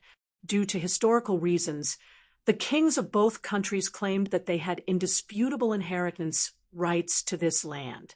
Since the conflict couldn't be reconciled, war naturally became the only way to solve the problem. For this rich land, the kings of Canteru and Bohemia had fought over a dozen times and basically ended in a draw. However, the most recent time was when King Elroy's grandfather, King Victor III, was still alive. Due to the heavy blow inflicted by the necromancer Ulysses Domer, the entire country fell into a long period of depression. Bohemia took advantage of the situation and seized the actual control of this land. From the moment he ascended the throne, Elroy worked hard and carried out a series of reforms. Now, the kingdom could be said to be strong and powerful, so it was completely reasonable for him to regain the lost land. According to the traditions of most feudal countries in Orire, since the king wanted to go to war, then the various feudal lords would also have to send troops according to the ratio, ranging from a few hundred to a few thousand. In short, this was an obligation that no one could escape. At the thought of going to war, Serena couldn't help but frown. She walked back and forth by the fireplace, seriously thinking about the gains and losses. One had to know that where there were people, there would be conflicts. Once the nobles gathered together, it was inevitable that they would compete with each other. If anyone sent less troops or the soldiers' equipment was too shabby, they would immediately be mercilessly ridiculed. However, if one was clearly poor but tried to pretend to be rich, they would also be despised as an idiot. Therefore, how many troops to send and what kind of equipment to bring were all tests of the wisdom of the feudal lords. Just as Serena was thinking, the blazing fire in the fireplace suddenly exploded with a bang.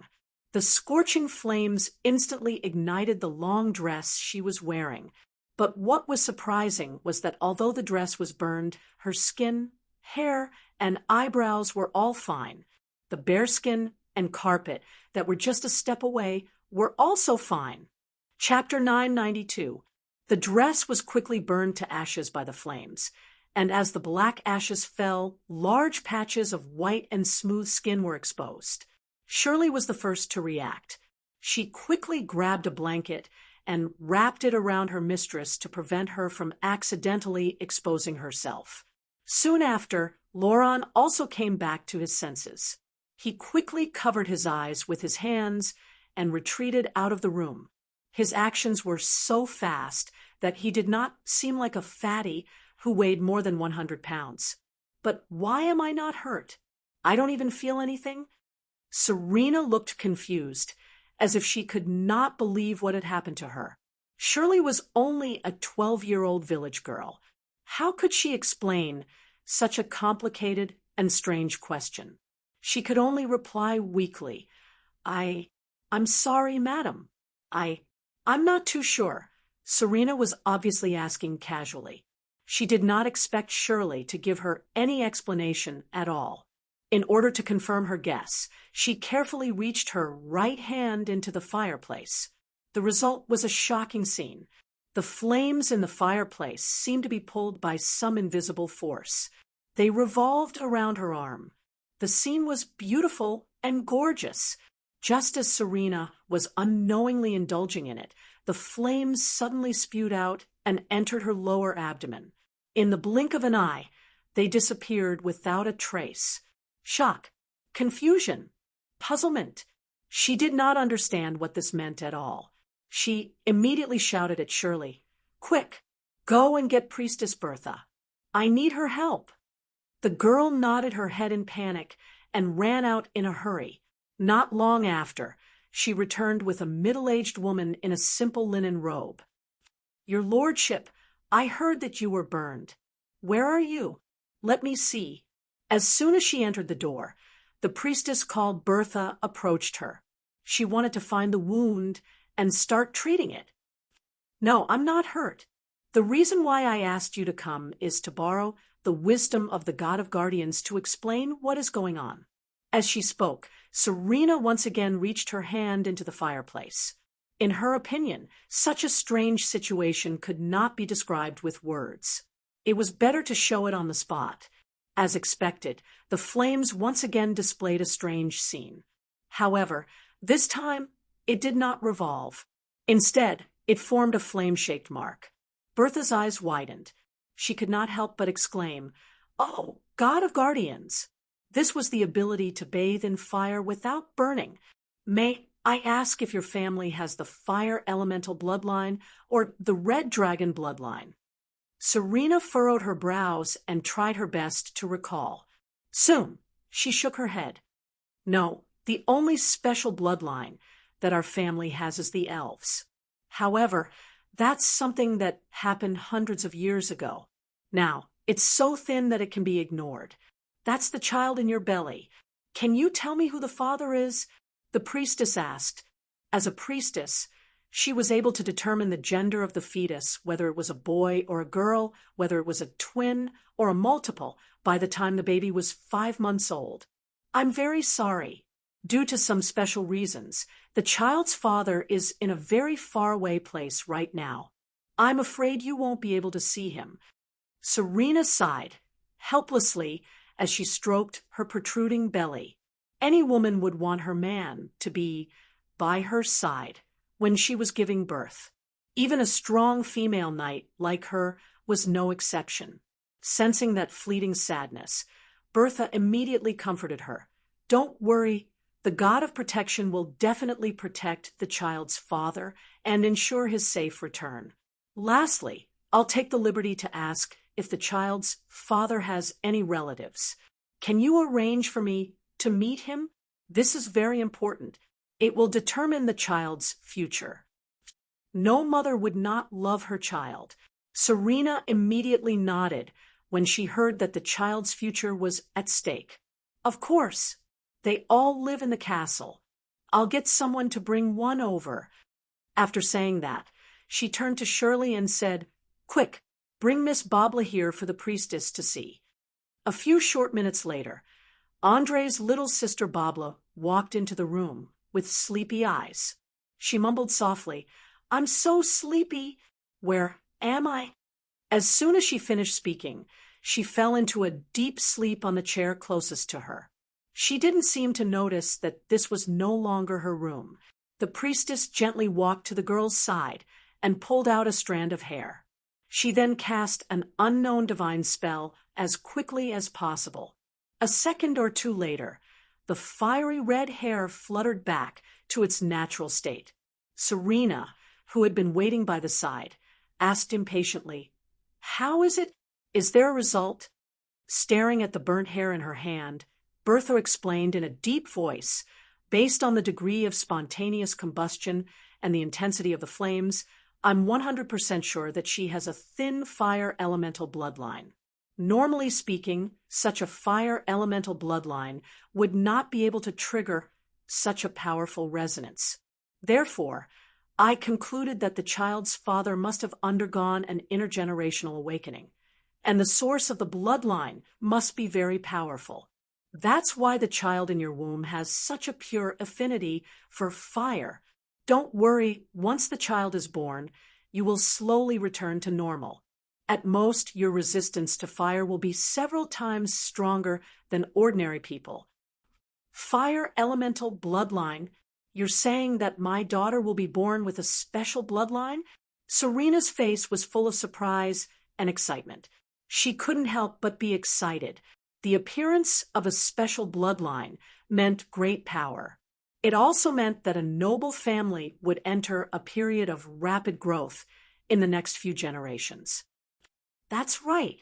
Just as I mentioned earlier, a very pure fire elemental ability.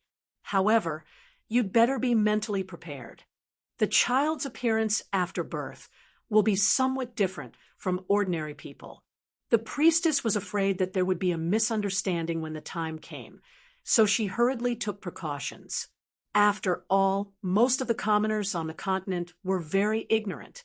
They often treated children with special bloodlines as demons or devils, and directly threw them into the river to drown. Chapter 993. As a female knight, Serena naturally wouldn't be like those ignorant commoners. She nodded happily. Please don't worry. No matter how strange she looks, she is my beloved Bao. I'm relieved that you think so. In addition, you must do a good job of preventing fire. Before the child is sensible, she will instinctively approach all burning phenomena and even try to control the flames, which can easily cause a fire. I personally suggest that it is best to send her to the temple to be raised by the church. I'm afraid ordinary people won't be able to deal with such a child who is born with powerful supernatural powers. After speaking for a long time, Bertha finally revealed her foxtail. As a priest of the god of guarding, it was obvious that she wanted to brainwash the unborn child and make her a free fighter and a loyal follower of the church. This way, not only would the god of guarding's influence in the North County expand, but it would also integrate the fire elemental bloodline into the church. When the time came, the priest or knight would mate with the girl and give birth to a few descendants with the fire elemental bloodline. Well, it seemed that she was thinking a little too far. After all, the child wasn't born yet. However, the reason why Bertha was in such a hurry was mainly because she was afraid that once the news spread, she would have nothing to do with it. By then, no matter if it was the royal family or the nobles, they would all kill for this baby girl. After all, females were different from males. No matter how strong and powerful they were, they couldn't threaten the most fundamental thing of the nobles, which was the right of inheritance. Marrying a wife who was more capable and had a higher status than oneself wasn't a disgrace in the Canteru kingdom. Instead, it was something worth bragging about. Serena saw through the priest's thoughts at a glance and rejected with a smile. "I'm very sorry, but I can't decide who will raise the child. You'd better ask His Majesty Elroy and the chief grand mage of the palace, Domit. If they don't have any opinions, I'll be very happy to let the church raise the child. His Majesty the King and the chief grand mage." Bertha stood up in surprise. She didn't expect that this child would be involved with two important figures. Although the Church of the God of Guarding had a strong foundation, it still couldn't be compared to the secular monarchs. "That's right. Don't you know? The father of the child in my stomach is the hero who killed the necromancer Ulysses. He is also the supreme ruler of the North County." When she said that, Serena's eyes flickered with a strange luster, as if she was proud and also reminiscing. "I see." The priestess nodded thoughtfully. She quickly stood up and bowed. "I'm really sorry. I was rude. I'm willing to apologize for my rude behavior." Serena smiled and waved her hand. "It's all right. I can understand your loyalty to the church. Besides, I also respect the God of Guardians very much. How about this? I will personally donate 500 Turith gold coins to God and ask you to build an altar in the castle to preach to the soldiers. What do you think? Thank you for your generous donation. I am very happy to accept your invitation to preach the grace of the God of Guardians to the soldiers." Bertha placed one hand on her chest and bowed again. Obviously, this was a disguised deal and compromise. Even though she rejected the Church of the God of Protection interfering with her daughter's education, Serena threw out the benefits of preaching to the army. As the saying goes, give a blow with a stick and a sweet with a carrot. Her attitude towards the churches of the gods was neither strong nor weak, maintaining a state of balance. In fact, there was a common conflict between theocracy and royalty on the entire continent. Sometimes, the Lord suppressed the power of the churches to prevent them from threatening their ruling position. Other times, they supported the churches and used their power to fight against enemies or monsters. In the North County, where the people were tough and monsters were rampant, the God of Guardians was the only god who was willing to help the lords defend against the orc bandits. Therefore, Serena didn't want to make things unpleasant. The priestess clearly understood this and gladly accepted the donation. After all, the northern part of the continent was not as prosperous as the southern part of the continent. 500 large gold coins was equivalent to 1/5 to 1/6 of the annual tax revenue of the northern county. As a relatively poor lord, this donation could definitely be considered generous. Of course, she didn't know that Serena had secretly mined gold and gemstone mines and didn't rely on that pitiful amount of taxes to live. As the two sat down again, a battle without swords came to an end. Shirley, who was standing at the side, didn't even know what had just happened. Just as Serena was about to change into a more comfortable sitting position, she suddenly felt a sharp pain in her lower abdomen. Following that, a large amount of pale, yellow liquid flowed out of her lower body. The unbearable pain caused her expression to contort, and she couldn't help but scream. Bertha, who was sitting opposite her, saw this scene and immediately shouted nervously, "My God! Her water broke! Quick! Call the midwife! Madam is about to give birth." Oh, okay. Shirley instantly trembled. She didn't care about Barbara, who was sleeping soundly on the chair, and rushed into the corridor. As she ran, she shouted, "Madam! Madam is about to give birth. Quick! Someone come!" Although her voice wasn't loud, it could be heard very clearly in the quiet night. In a short while, the castle was in chaos. From the servants to the male and female servants, everyone was busy. Andre's family, in particular, rushed over as soon as possible. The women went in to help, while the men stood at the door anxiously waiting. Fatty Louder was also excited. When he heard the news, he immediately ordered his subordinates to bring out a large box of shiny silver coins from his savings. There were hundreds of them, and he was prepared to reward the servants and midwives when the baby was born. Harder! Madam, please use more strength. The child's head is about to come out. Aha! Good. Very good. Madam, hold on. You're very strong. You'll be able to give birth safely. Do your best. Along with the heart-wrenching screams in the room, Atwood raised his fist and smashed it against the wall, complaining in a low voice, "Damn it! This is so worrying.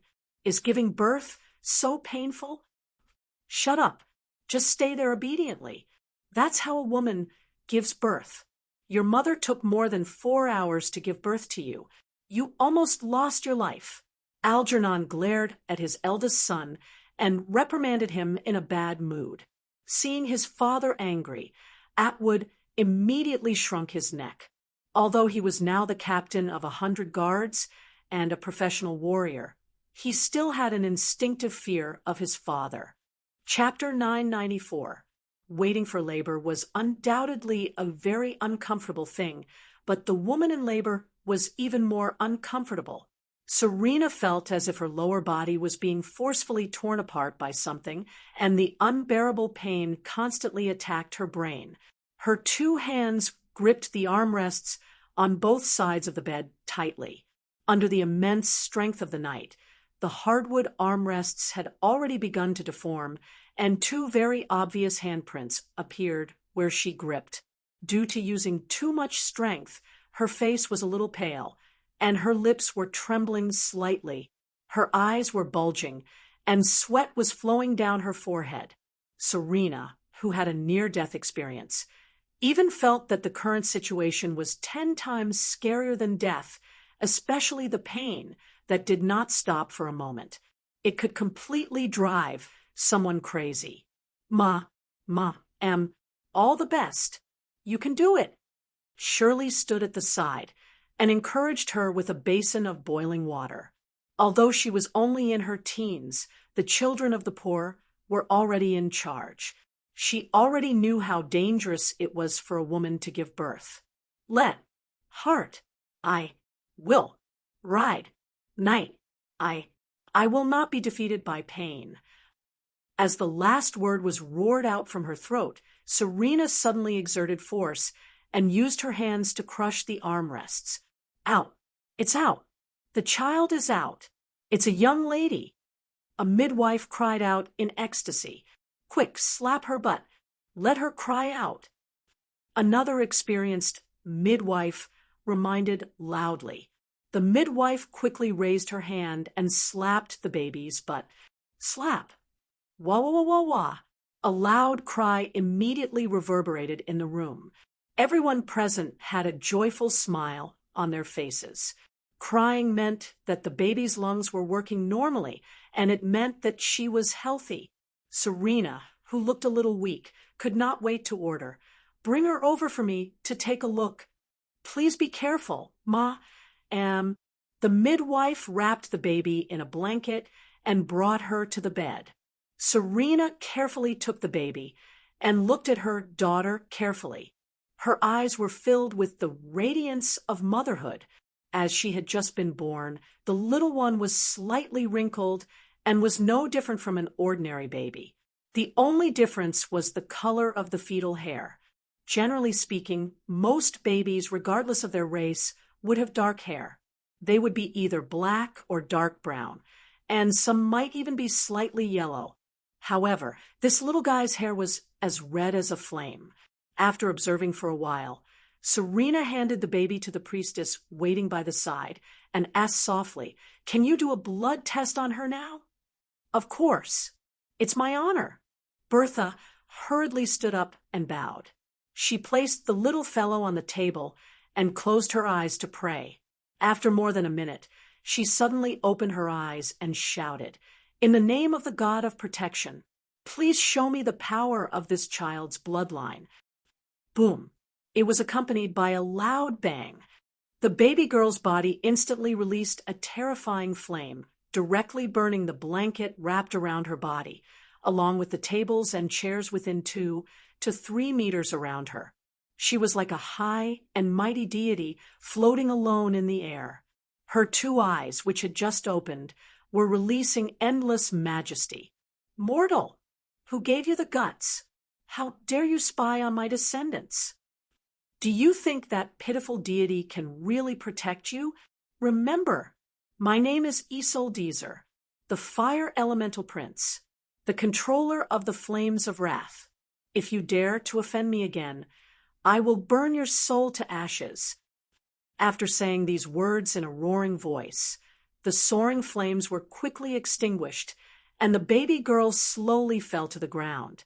Her chest had been imprinted with a burning flame mark. Shock, fear, trembling.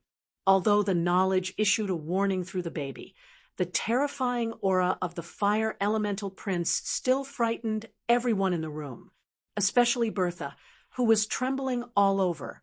If she was not a priestess of the god of protection, she would have collapsed on the ground like everyone else. Serena stared at her daughter with her mouth agape. She muttered to herself, "Oh my God, she's actually a descendant of the fire elemental prince. It's unbelievable." Bang! Just as everyone in the room was immersed in the majesty of Isoldezer, the door was suddenly knocked open. Atwood, who was holding a long sword, rushed in and asked loudly, "What's going on? I seem to have heard a stranger talking just now." "No, it's nothing. I'm just testing the child's bloodline." Serena came back to her senses and hurriedly explained, "Oh, sorry. I thought an enemy had broken in." Atwood quickly sheathed his sword and scratched his head, awkwardly. Algernon, who had followed behind, kicked his eldest son and quickly took 2 steps forward. He picked up the baby girl on the ground and asked with a smile, "This is my granddaughter? She's so beautiful. Have you named her?" Serena smiled bitterly and shook her head. "Not yet. I was waiting for Andre to come back, so I haven't prepared one yet." "It won't do if she doesn't have a name. Why don't we name one first and change it when he comes back?" Algernon, who was the head of the family, suggested. The Canteru Kingdom was a country where patriarchal power reigned supreme.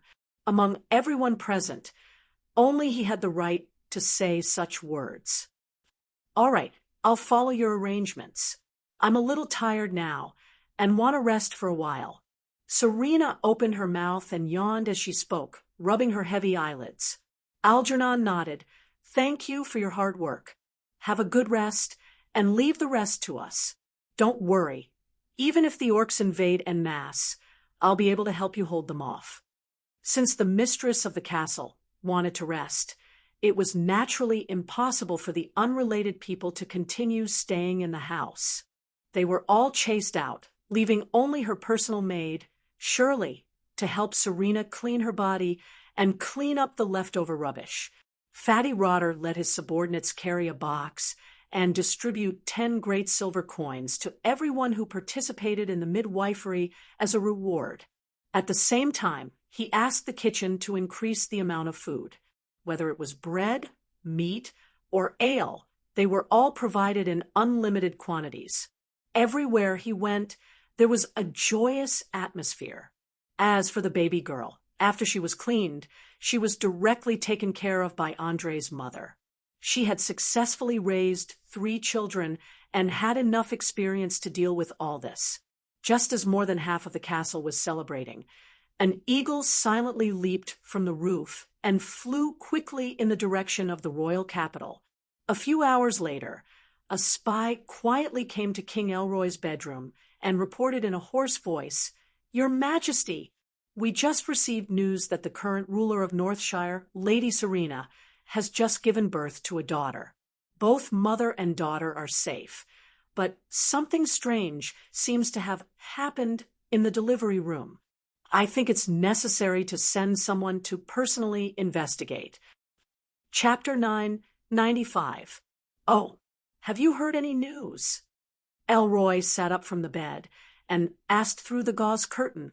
As a king who worked hard for his country, no matter when, where, or what he was doing, once he heard any important news, he would immediately deal with it, even if he was being intimate with a woman.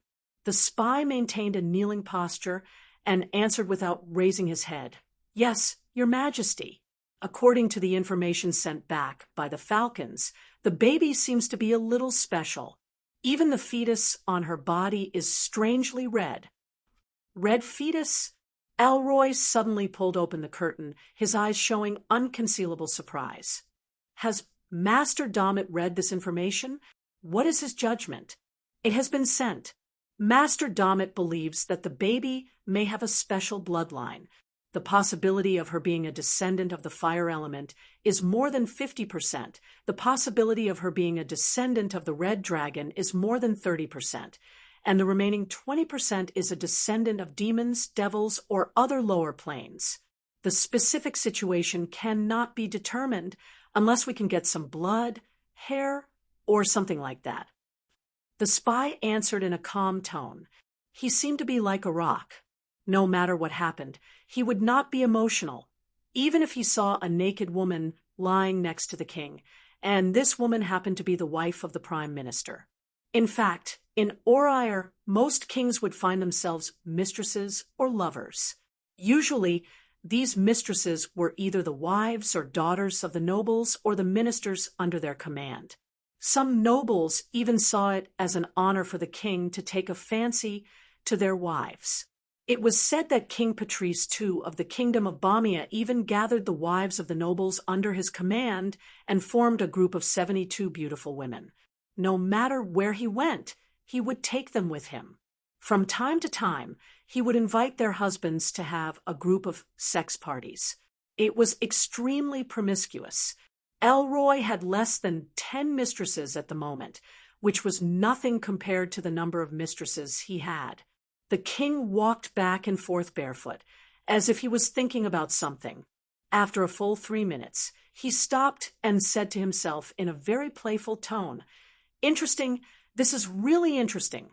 I didn't expect that the chess piece that I set up without a doubt would have such a wonderful change now."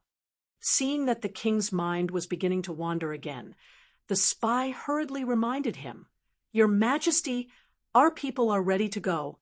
You'd better make a decision quickly. It just so happens that we are going to declare war on the Bormia Kingdom next year. You can make a trip there in the name of gathering the vassals and ask Lady Serena to bring her daughter along. I believe she won't refuse." Elroy quickly found an excuse. "Don't think that it was outrageous to bring a baby to war. On the contrary, to the nobles, war was basically no different from hunting or going on a field trip. Not to mention babies, it was not strange to see prostitutes, merchants, and clowns performing in the barracks. Especially in the north, where the feudal system was the most thoroughly implemented, if the two countries were to start a war and summon their vassals. The scene would definitely be unimaginable. Perhaps one wouldn't be able to tell when they were in formation, but once they entered the barracks, they would immediately feel as if they had entered a market.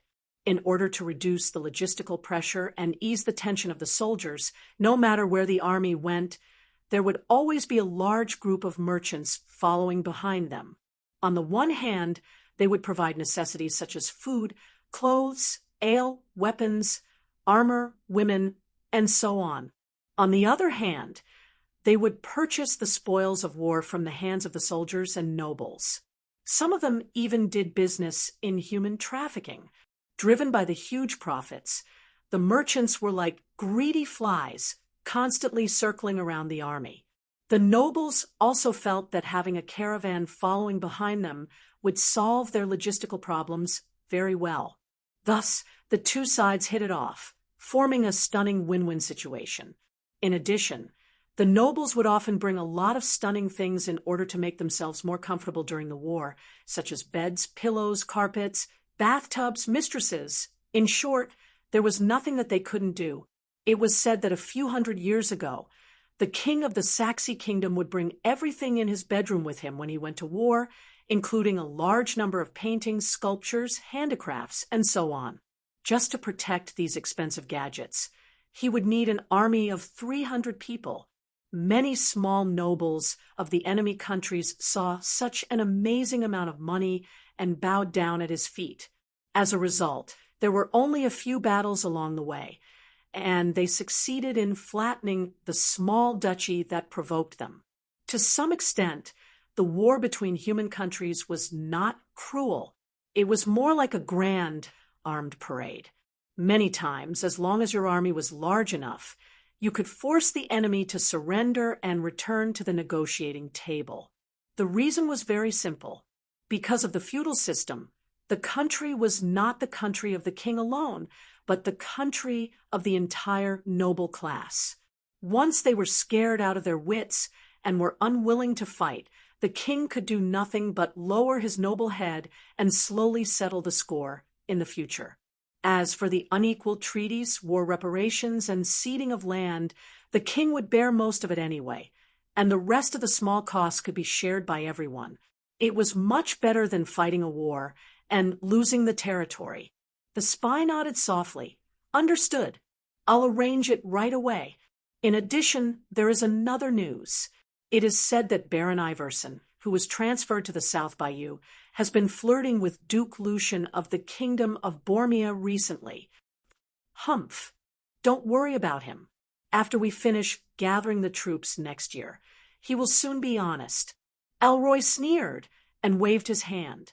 For any king, how to deal with the rebellion of the nobles was a troublesome matter, especially the nobles near the border.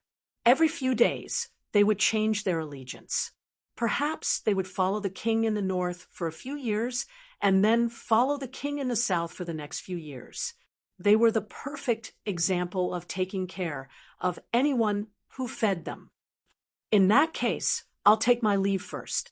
The spy bowed and quickly turned and disappeared into the night. As soon as he left, Madame Gong, who was lying on the bed, opened her eyes and teased, "My dear Emperor, your self-control is really amazing. You can actually stop in the middle of doing that kind of thing." "Ha ha ha ha. You insatiable little vixen. I'll finish the other half now." Elroy laughed and pounced on her, waving his big hand and slapping her white, but the lady couldn't help but cry out, her eyes flashing with high lust. Instead of dodging, she raised her but high, accompanied by a frightened sound. After a while, a high-pitched moan came from the king's bedroom. Chapter 996. Andre didn't know that thousands of miles away, he already had a daughter who was related to him by blood. He also didn't know that a drastic change was brewing in the north. After another round of passion, Andre gently stroked his lover's smooth back and teased, "My dear, are you planning to squeeze me dry?" "No, I just cherish every minute that I spend with you. Elsa said in exhaustion. After more than an hour of fierce battle, her physical strength had long been exhausted, and even her voice was a little hoarse. "Can you tell me what you're worried about?" Andre asked as he kissed the young widow's forehead. As a sensitive person, he could sense that the woman in his arms was in a state of severe insecurity, as if she was always in a state of constant fear. Elsa stroked her golden hair and replied with a bitter smile, "I'm a woman who lost her husband and son, a woman who lost everything she relied on. I have no career, no property, and no money. I only have a daughter who is destined to marry someone. I've been thinking, what if one day I'm old and can't attract you anymore? Will I lie in that broken house and die alone, and no one will even know that my body is rotting and smelly? Hee, you're thinking too much. How can I be tired of such a charming woman like you? But just in case, I'll give you some insurance. In 2 days, I'll take over some of the spoils of war, including land and manors. You can choose one of the manors as your property. That way, you won't have nothing." With that, Andre cupped his lover's face and stared into her charming blue eyes. After all, value was different in everyone's eyes. Perhaps in the eyes of a billionaire, it would be a huge profit if he could exchange 10 million for a sincere love, but in the eyes of a beggar, no matter how beautiful love was, it was not as important as a sumptuous meal. For the current Andre, money, land, and status were all no longer important, because he had already set his sights on a more distant place, which was the universe that even the gods couldn't understand. Manor? For me? Really? Elsa's eyes widened, revealing an expression of disbelief. One had to know that even the smallest manor was worth at least hundreds of thousands of gold coins with the current prices in Lincoln City, and one might not even be able to buy it even if they wanted to. Almost all the manor owners were nobles, and the remaining 10% belonged to wealthy merchants who were also in the upper class. If one's status wasn't high enough, they wouldn't be able to find a buyer even if they had the money. Chapter 997. Due to the excessive focus on defense at the expense of lighting, the castle at night always gave off a gloomy and terrifying feeling. Especially the hall on the first floor, it was empty, with only a few dim oil lamps providing a little light. When the wind blew through the narrow windows above, all the flames flickered constantly. Many servants would rather take the long way around the kitchen than pass through here. Sander was now in the empty hall, sitting on a hardwood chair, with an expressionless face. His body, face, and armor were covered in dust and blood, as if he had just been robbed. His eyes were filled with anxiety. As a priest who had lost his faith, he was in a state of anxiety, and even the slightest movement would cause him to stand up in fright. One must know that the god of tyranny, Golden, was not a kind god, but an evil god through and through. Since he was an evil god, he naturally would not treat a priest who had betrayed him well. Not to mention whether he would be hunted down by the church. Just the constant pain in his head made Sander feel like he was sitting on pins and needles. He wanted to regain his power at all times. Otherwise, he would not have rushed here alone in the middle of the night after hearing Andre's words, fearing that he would miss this opportunity. Just as he began to feel suspicious, he suddenly heard footsteps approaching from the stairs leading to the second floor. Not long after, a figure slowly walked out of the darkness. Sander, who was already impatient, immediately jumped up, knelt on one knee, and asked in an impatient tone, "Honorable Flaming Duke, I came here before midnight according to your orders. Please tell me, how can I regain my faith?" Looking at this man in his 30s with a resolute expression, Andre smiled contemptuously. He walked to the chair, sat down, and gently tapped the table. His eyes were always looking at Sander, and after a full minute, he let out a sneer. "Humph, you know what? Your current attitude reminds me of a word, first arrogant, then deferential. Judging by your habits and character, you should be a complete villain. But it doesn't matter. In fact, I don't care about your character at all, and I don't care what you're thinking. As long as I can use you, it's fine. That's right. I have a way to restore your priestly powers, but I also have a way to restore your faith. But you have to understand that nothing in this world is free. If you want to get something, you have to pay the corresponding price. Now tell me, what can you offer? As soon as the last word was uttered, Sander immediately felt a terrifying force locking onto him. Any slight movement would cause him to suffer the fiercest attack. In just a few seconds, his entire back was soaked in sweat, and his forehead was covered with countless beads of sweat. He wanted to say something several times, but in the end, he swallowed his words. This was because he knew that he only had one chance to answer. If the conditions he offered were not satisfactory, then he would not be able to walk out of the castle today. Of course, so what if he walked out? In the end, he would still be hunted down by countless assassins and bounty hunters. It might take a few months, or it might take a few years. One day, he would have nowhere to run and become a lifeless corpse. Even his head would be cut off as a token to collect the bounty. Without a doubt, this was not the life Sander wanted. He had the ability. He had some tricks up his sleeve. He was knowledgeable.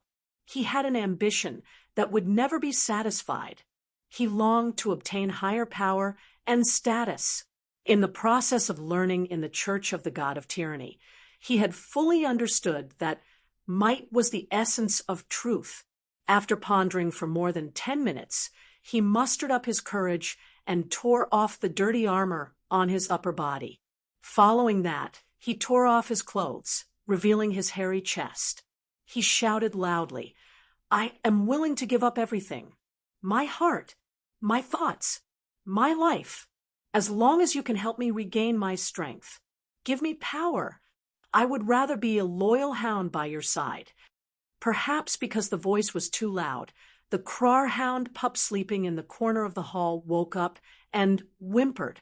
Following the smell, it quickly stumbled to its master's side to seek protection. Andre hugged the pup in his arms and stroked its furry head. He smiled and nodded. "Very good. I admire your attitude, and I admire your ambition even more. As the fire elemental prince, the only spokesperson of Aesop Desser in the material world, I now bestow upon you his power. Now pray, swear on your life, your thoughts, and your soul." After saying this, he raised his hand and poked at Sander's heart. Asterisk boom. Asterisk, a dark blue flame instantly entered the skin and detonated Sander's heart. The ambitious priest only felt a sharp pain, and his whole body began to burn. The severe burn made him unable to help but lie on the ground and howl in pain. What was even more surprising was that he did not die and still had the strength to make a sound. However, priests were different from ordinary people in that they could sense things that the naked eye could not see. For example, Sander could sense a power surging like the sea from the flames. He did not hesitate and immediately raised his hands high, chanting loudly in an incomparably fanatical tone, "Great Aesop Desser, you are the most powerful prince of the fire elemental world. You are the ruler of the endless sea of fire. You control the power of anger. Your anger is enough to destroy everything. I am your most lowly servant. I am willing to give up everything for you. Use my life to spread your name.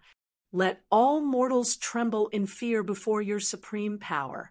With these flattering words, the flames on Sander's body began to shrink slowly, shrinking to the position of his heart and slowly condensing into a solid body. Andre, who had a similar experience, immediately realized that this was a sign that the elemental core had replaced the heart as the most important organ in the body. After an unknown amount of time, perhaps a few minutes, perhaps half an hour, when Sander finished chanting the last word, he suddenly stood up and opened his arms. Flames in the shape of two wings gushed out with a whoosh, releasing intense light and heat. Obviously, he had been accepted by Aesop Desser and became a priest of the blaze. And judging from the power he had just displayed, the priest's level was far above Fiona's. But this was not surprising. After all, Fiona was only a seedling with a little potential. But Sander had already received a systematic education before this, and the priest's level was quite high. It was far from what a little girl could compare to. Chapter 998. How does it feel to be a new life, dear Mr. Priest? Andre's lips curled up slightly as he asked in a playful tone. Sandel closed his eyes and felt the transformation from a purebred human to a semi-elemental creature. He quickly replied with a smile, "Great! As you just described, this is a new life. This is the generosity of the great Lord of Raging Flames. Compared to the stingy, petty, and greedy god of tyranny, he is as selfless as the sun and as loving as a mother."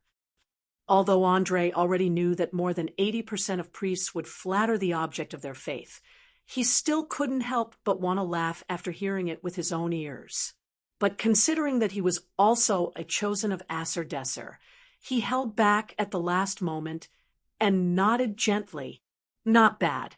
It seems that you have adapted very well. I really don't know if I should praise you for being a natural priest or for your cockroach-like adaptability.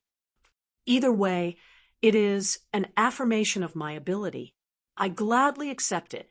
Sandal placed one hand on his chest and bowed deeply.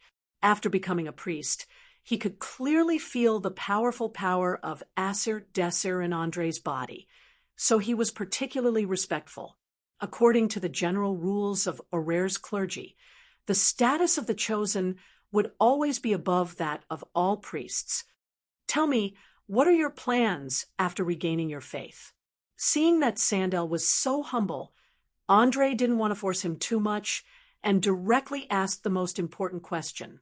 After all, from the moment he became a priest of the Fire Elemental Prince, Sandel had joined Andre's camp, and there was almost no possibility of him betraying, because his heart had been completely replaced by the elemental core.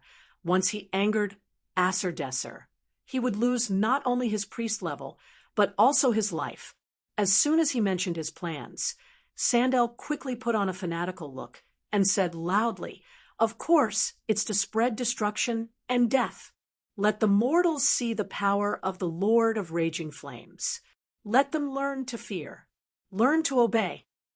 Where do you plan to spread death and destruction?" Andre saw through Sandel's little trick at a glance and asked with a playful face. He was willing to bet that the words just now were definitely a test to see if he had been brainwashed like most of the chosen of the gods. "Can't I go to Linton City?" Sandel asked knowingly and blinked. Hearing this, Andre couldn't help but laugh loudly. "Ha ha ha ha. I have to say, you are really brave. Do you know how many dangerous people there are in Linton City? You actually dare to spread destruction and death and destruction in this city. Don't tell me you're tired of living?" One had to know that in Linton City there were at least a dozen experts whose names could be called out. They were Transmutation Mage Boris, the Moon Elf Swordsman Ergen, the Undead King Absalom Blackburn's disciple Loriton, the Orc Warrior Keys, one of the top 3 knights in Linton City's Knight Regiment, and a senior member of the Mage Association who was at least level 10. Any one of these people could easily kill Andre 10 times over. Andre really didn't know how he had the courage to cause destruction in such a terrifying city. He reckoned that he would be crushed to pieces before he even started. "You seem to know a lot of secrets." Sandel wasn't an idiot. He quickly realized that he seemed to have overlooked something and cautiously probed. "I do know a lot, but I don't intend to say it. You just have to remember not to touch Linton City, or even I won't be able to protect your life. You understand?" Andre stood up and gently put the sleeping paparazzo back to his original place. Seeing that he couldn't get any useful information, Sandel sighed helplessly. Sigh, then where you think I should go? The Lord of Raging Flames gave me a mission. If I can't make enough mortals fear me, within a year I'll be demoted. Haha, this isn't good news, is it? Finding that someone was as unlucky as him. Andre spread his hands in schadenfreude. Although Aesopdesser was absolutely generous when he bestowed power, he also had a lot of requirements, especially when he wanted to destroy cities and towns. It was simply insane to the extreme, but there was no other way. As long as you were unwilling to give up this power, you had to grit your teeth and complete it. It's not just bad news, it's completely terrible. For the sake of the Lord of Raging Flames, please show me the way. Sandel begged bitterly. After thinking for a few seconds, Andre smiled and suggested, "How about this? The inland lords in the north have been acting strangely recently. They seem to have formed a secret alliance. I just sent 2 of my men to investigate. You can go there and spread destruction and death." Inland. Sandel seemed to have thought of something and nodded thoughtfully. Sounds feasible. I can use the identity of a priest to sneak in and incite riots with the power of divine spells. I believe it will be very lively when the time comes. No, to be exact, it's already very lively now, and it will be even more lively in the future. Go ahead and do it. I'll give you a certain amount of support, such as providing funds, weapons, and armor. Just don't expose your identity. Although I'm not afraid of the Church of the God of Tyranny, I don't want them to come knocking on my door. After saying this, Andre quickly took out a piece of parchment from the cabinet and wrote a letter full of secret messages. He stamped it and handed it to the priest, then turned and walked upstairs. For him, his subordinate Sandel was just to break the game. It was like sacrificing a chess piece to test what the opponent had prepared for him. But Sandel didn't have the slightest awareness of being a chess piece. He happily accepted the letter, found a few clothes and armor in the hall, and left the castle that night. Although it didn't fit him very well, he could only make do with it. Because of the self-immolation, his clothes had been burned away, and his armor had become a pool of hot molten iron. After all, it was better to have something to wear than nothing. Standing by the window of the corridor on the 2nd floor, Andre silently watched the chess piece that he had personally given away disappear into the night. A trace of excitement quickly appeared on his face, and he muttered to himself, "Dear Loretta, I've made my move. Now, let's see how you deal with it. Ordinary numbers are useless against me." There were still more than 3 months before the official start of the game. He finally began to lay out the entire battlefield as a chess player. He believed that in the coming time, the frequency of both sides probing each other would increase, and it would become more and more dangerous. Once the opponent grasped a weakness, he would immediately fall into a passive position, or even lose. Chapter 999. A philosopher once said, "Happy times are always so short, and joy often stays in a moment." Andre, who had just tasted Elsa's sexy underwear, was woken up by a strange noise outside the window early in the morning. He opened his eyes and saw a pure white owl standing on the windowsill, using its sharp beak to rhythmically knock on the glass, making a crisp sound. Bang! Bang! Bang! Resisting the urge to pluck out the bird's feathers, he gently removed the seductive young woman lying on top of him, stood up and opened the window. He angrily threatened, "Damn it, you better hurry up and find a reasonable excuse, or I'll roast you for breakfast." Coo, coo, coo, coo. Hearing that someone was going to eat it, the white owl hurriedly made a series of hurried calls, and then lifted its short leg to reveal the note tied to it. As a magic pet of a mage, it had very high intelligence and could understand more than 2 languages, including the common language. It was afraid that this human in front of it would put its verbal threats into action. What is this? Andre raised his eyebrows in surprise and stretched out his hand to untie the note, only to see a small sentence written on it. Something unexpected has happened. Please return quickly. Mant. Looking at this sentence that had no beginning or end, he subconsciously frowned. Without asking, he knew that this note must have been sent by the necromancer's magic pet. Because of the size of the parchment, there was no way to write down all the details, so only the 2 words "return quickly" were left. There must be a problem with the war. What kind of accident happened that made Mant send such a message? Andre squinted his eyes and muttered to himself. In his opinion, with the number and quality of the troops he left behind for Eurus, it was almost certain that Duke Wyan would be defeated. How could there be an accident? Could it be that Loretta still had a backup plan? But it was a pity that the owl could not speak like a raven, so it could not answer any questions. It could only make a series of coo, coo sounds, and then soared into the sky, flying towards Count Carl's territory. Elsa, who was lying on the bed, seemed to be awakened. She opened her sleepy eyes and asked in a daze, "What's wrong? What happened?" "No, it's nothing. Go back to sleep. I have to go out for a while. I might not be able to come back tonight," Andre replied with a smile. He cast a level 0 arcane spell on himself and cleaned up the dirt on his body before putting on his pants and clothes. He didn't know if it was due to the influence of his fire elemental bloodline, but he disliked water more and more. Especially when his whole body was soaked in water when he was bathing, he would feel an inexplicable irritation and disgust. Not coming back. Could it be that the battle at the front is not going well? Elsa rubbed her eyes and hurriedly sat up with a trace of fear on her face. Andre shook his head and explained, "I'm not sure. According to the comparison of strength, there shouldn't be any big problems. Maybe it was just an accident. Anyway, I'll go and take a look. Also, say sorry to Beverly for me. Today's magic application class has been canceled." Perhaps affected by Andre's relaxed tone, Elsa's heart was soon put at ease.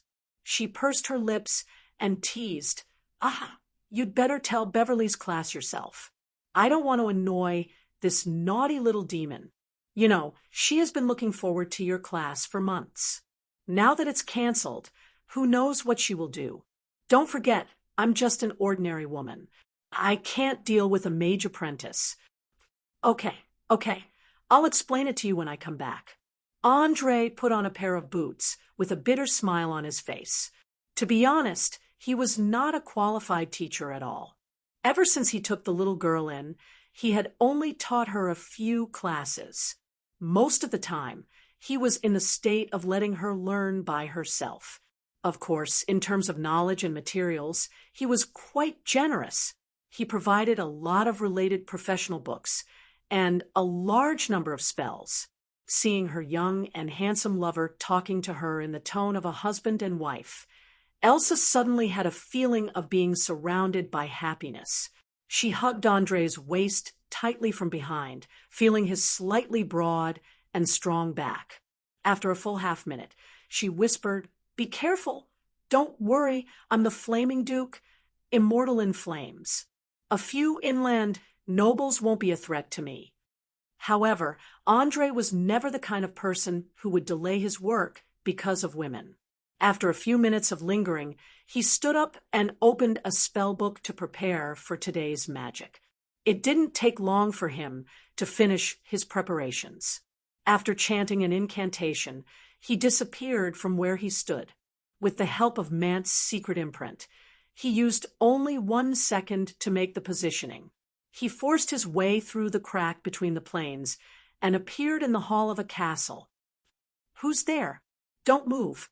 If you move again, I promise you'll become a porcupine." Before Andre could recover from the dizziness caused by the teleportation spell, he immediately heard a scolding in his ear.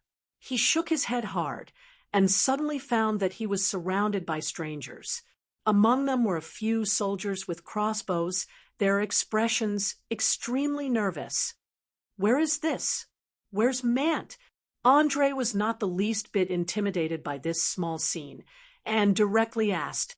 It was obvious that there was a slight error in his teleportation spell. However, from the faces of these armored soldiers and knights, it could be seen that they were not too far away from their destination. In fact, before one could learn the rank 7 spell Precise Teleportation, all teleportation spells could not avoid such a problem. This was also why many mages would rather walk, ride a horse, or take a boat than use teleportation. It was too easy for accidents to happen. Just as one of the soldiers was about to say something, a familiar shout came from the corridor. "Stop! All of you, stop! Ignorant fools! You know who he is? Put away your weapons. Immediately! Immediately! Otherwise, I'll skin you alive." Chapter 1000. Along with the merciless scolding, a woman in black armor walked down the stairs. She was none other than the Dark Guardian, Yvette. Andre didn't know if it was an illusion, but he suddenly felt that she was different from 2 days ago. The aura of death and resentment around her was so dense that it almost solidified. He didn't know how many people she had killed to reach such a level. "Master, I'm very sorry. These are the captives that were recently recruited. They don't recognize you." Yvette placed one hand on her chest and bowed deeply. "What have you been doing recently? How did you end up like this?" Andre frowned and asked. Yvette smiled and replied in a pleasant voice. "I've been killing people. I've killed a lot of people. I've used their blood, death, and resentment to forge a magic sword. Why? Do you want to see it?" "No, no need. You can keep it for yourself." Andre quickly shook his head. As a mage, he was very clear about the nature of these so-called evil magic items. Basically, they were cruel, torturous, and slaughtered to create strong negative emotions in intelligent beings. Then, they would use a special method to fix the negative emotions on a certain item. The power of these items was simply terrifying. Of course, there was a price to pay for using such a weapon. Normally, even a person with a little bit of conscience would feel disgusted, nauseous, and fearful when near an evil weapon. It was clear that Andre hadn't fallen to such a level yet, so he didn't want to make things difficult for himself. "Haha, that's a pity.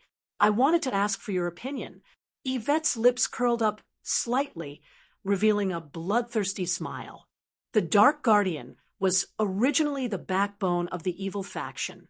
Andre didn't expect her to help an old lady cross the road. He shrugged indifferently. "There's no need for an opinion. If I'm not wrong, this should be Count Karl's castle, right?" Yvette glanced coldly at the frightened soldiers around her and nodded. "Yes, master. Your eyes are as sharp as a torch. Just yesterday evening, we launched an attack on Duke Wayne's camp. It was almost effortless to destroy his ragtag army. Just the number of knights we captured was 6. There was also a lousy mage who came out of nowhere." "Oh, so everything should be going smoothly? Why did Mant send me a message saying that there was an accident?" Andre subconsciously frowned. He wasn't an idiot, and he wasn't someone who could be easily fooled. Although Yvette didn't mention what the accident was, she obviously didn't finish the sentence. "As you mentioned, there was just a small accident. When my dear Earl Carl discovered that the reinforcements had arrived, he actually chose to open the door and personally led the soldiers to rush out. He wanted to launch a pincer attack from both the inside and outside. But unfortunately, he overestimated his strength. A sharp sword pierced through his eyes, and he died on the spot. He didn't even give us time to save him." When she said this, Yvette's face was filled with undisguised malice. Her tone was full of sarcasm. She didn't show any mercy just because the other party was a dead man. "Count Karl is dead, so the contract signed before was also voided with his death." Andre instantly realized where the real trouble came from. He couldn't help but rub his eyebrows. "That's right. That idiot is dead. He left us with a lot of trouble. He sent letters to Viscount Luxon, Count Cullen, Baron David, Baron Gott, and the Duke of Ferrant for help. Now, these 5 lords are quarreling nonstop in the room on the second floor. Looking at their attitude, it seems that they want to divide up this rich territory.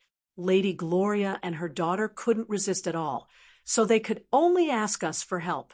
In short, the degree of chaos is definitely beyond your imagination. Another thing worth noting is that the murderer who killed Count Karl wasn't Count Wynn's subordinate, but a tall orc warrior. He's very skilled in martial arts, the dwarf Angel, and I couldn't get any advantage over him even when we worked together. Preliminary judgment is that the warrior's level is at least 12. Yvette was a dark guardian who was good at observation and analysis. At the same time, she was also a schemer. She longed to get enough authority so that she could use her own way to deal with these annoying human nobles. Of course, this deal with was just like the literal meaning. For the people of the evil camp, it meant that they would be destroyed both physically and mentally. Andre saw through his subordinate's plan at a glance.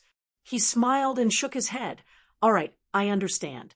This matter can't be solved with violence, so don't expect me to allow you to mess around. Now tell me, among these 5 lords, who really has the right to inherit this land? The failure of her little trick made Yvette a little unhappy. She pursed her lips and replied, although each of them claimed to have the right to inherit after my investigation, only the Duke of Ferrant and Viscount Luxon are real. The other 3's inheritance documents are fake. The former is the nephew of Count Karl's mother, and the latter is the nephew of the Count's deceased father. But in terms of order, they should be ranked after Miss Elena. Unfortunately, due to the loss of too many soldiers, the number of the Count's militia and adventurers is less than 500. It's impossible to defend such a large territory. In addition, without your authorization, Eurus doesn't dare to participate in this complicated political struggle. So they're ganging up to bully a widow and an orphan. These inland nobles' table manners are really ugly. After understanding the situation, Andre immediately sneered, his eyes revealing undisguised contempt. When it came to the issue of inheritance, there was a fundamental difference between the north and south of Orire. For a very thorough feudal system, like the Cantero Kingdom, women had no way to inherit the territory. If they wanted to be in power, they had to find a puppet husband and control the territory through him. However, the South was different. Here, women didn't need to be the vassals of men. As long as they had outstanding political skills, they could also walk to the front and gain control of the territory. To put it bluntly, the fight for inheritance had always been about who had the bigger fist.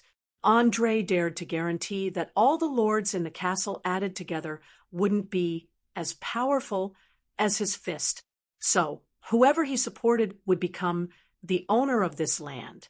As for those who didn't agree with him, he would directly beat them until they were convinced.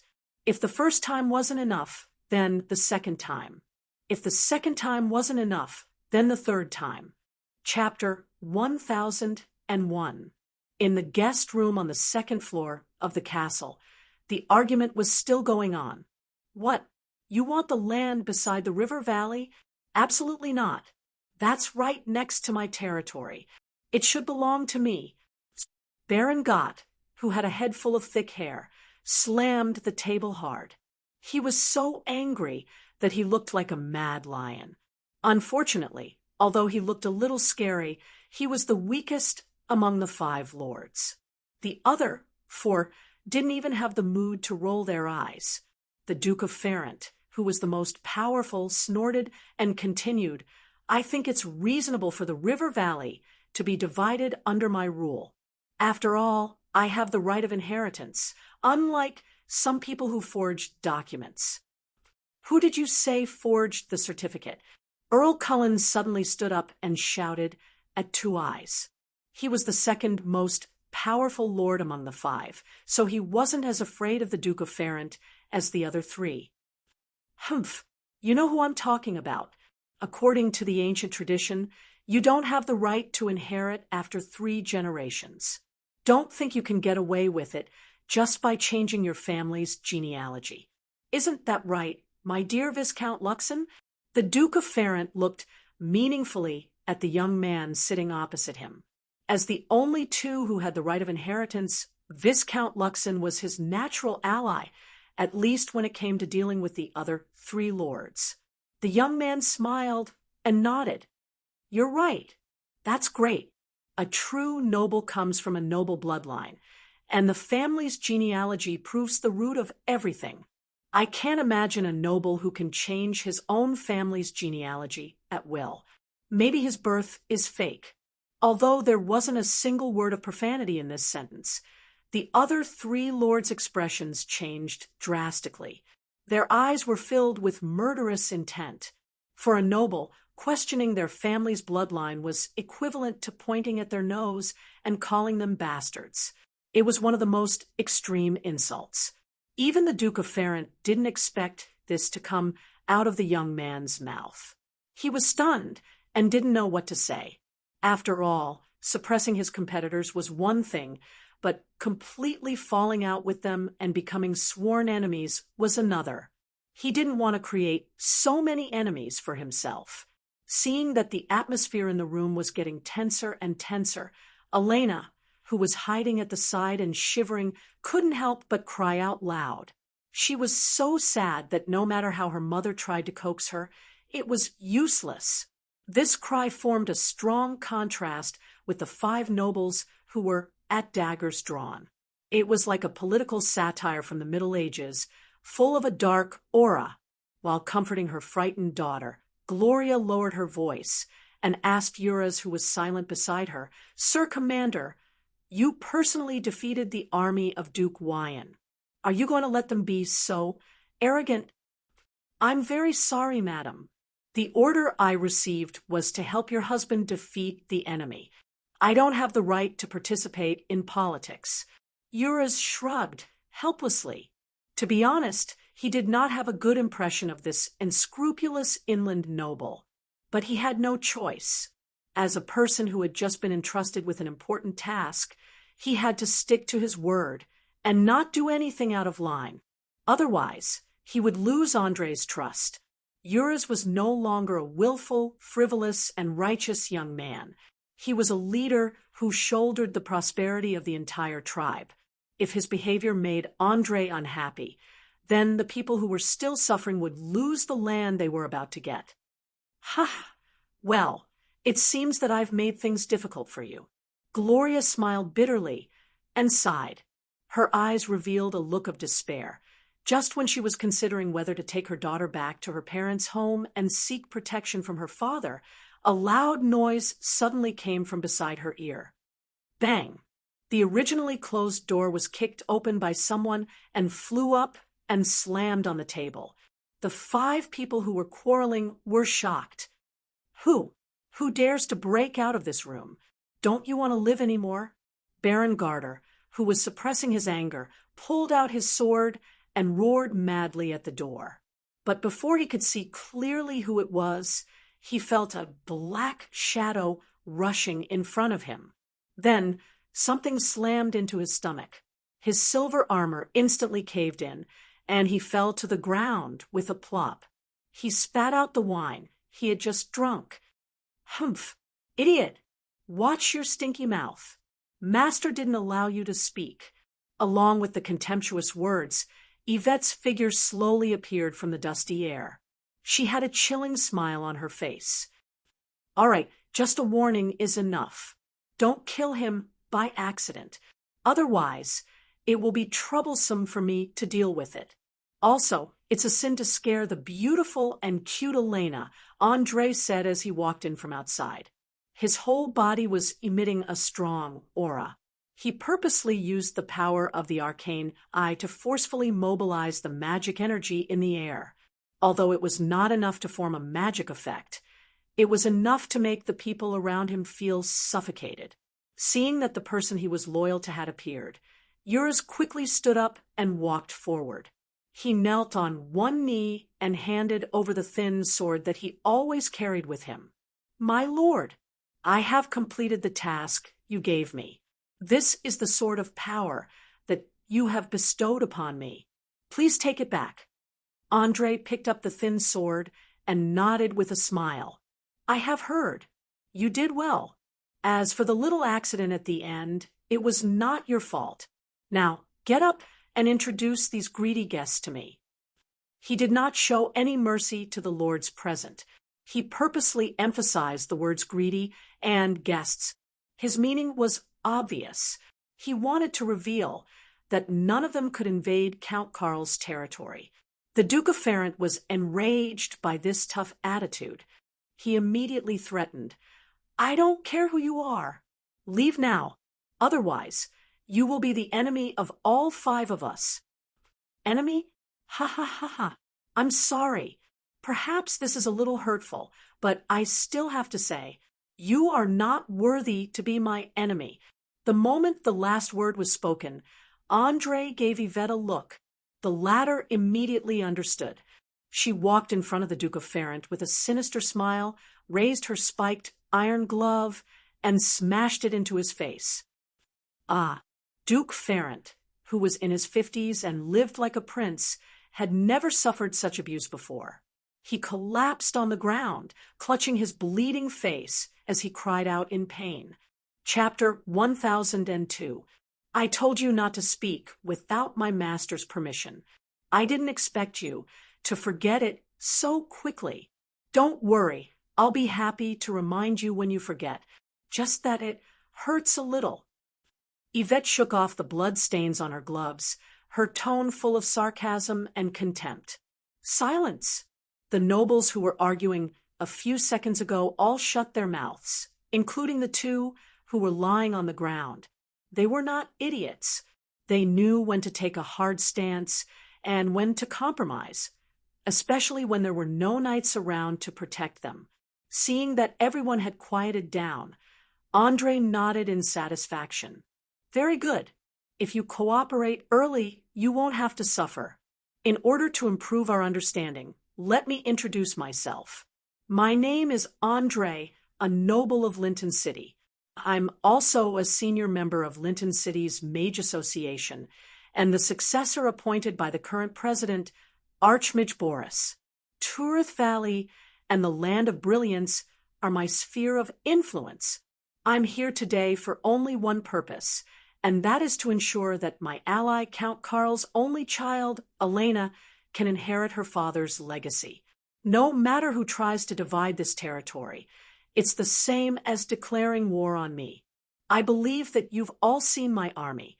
If anyone thinks that they can defeat them, I'll be more than happy to let them tell you how foolish that is. Of course, if everyone is willing to cooperate, I can also point out a way for you. For example, Duke Wayne has just lost all his troops. His rich territory is extremely empty. If anyone wants to take a bite out of it, they'll definitely be able to tear the most delicious meat out of it. It's up to you whether you want to choose an enemy that's easier to defeat or take the risk of being my enemy and bully the orphans and widows. I've finished my words. You can now express your opinions to your heart's content. Silence. Every nobleman lowered their head to digest the information revealed in the words. As a leader with flexible political skills, Andre did not blindly oppress them. Instead, he threw out a piece of delicious food for everyone to fight over. After all, Duke Wayne's territory, whether it was the size or the degree of wealth, was far greater than Count Karl's. Even if they couldn't conquer it, they would still benefit from it. Count Cullen pondered for a moment and was the first to ask, "How can you guarantee that these words are true? How can you guarantee that you won't stab us in the back when we start a war against Duke Wyan?" "It's very simple. You can send someone to Lincoln City to inquire about my identity, and then you won't ask such a stupid question again. To put it bluntly, if I want to get rid of you and take over your territories and properties, I don't need to use any deceptive means. I can just crush you with my pitiful private army. I alone am enough." With that, Andre raised his right hand and abruptly transformed it into a fire elemental form. The terrifyingly high-temperature flames spread throughout the room, but it did not burn anything. The precision of the control was simply amazing. After doing all this, he asked in a playful tone, "So, do you understand the gap between us now? Please remember that this is not a request, nor is it a negotiation. It is an order, an ultimatum. It's not that I don't have the ability to kill all of you, but I think it would be very troublesome to do so. I hate trouble, so I hope you can understand the current situation." Although these words were very rude, Count Cullen did not get angry. Instead, he nodded thoughtfully. "All right, I understand what you mean, but I need a few days to think about it." "No problem.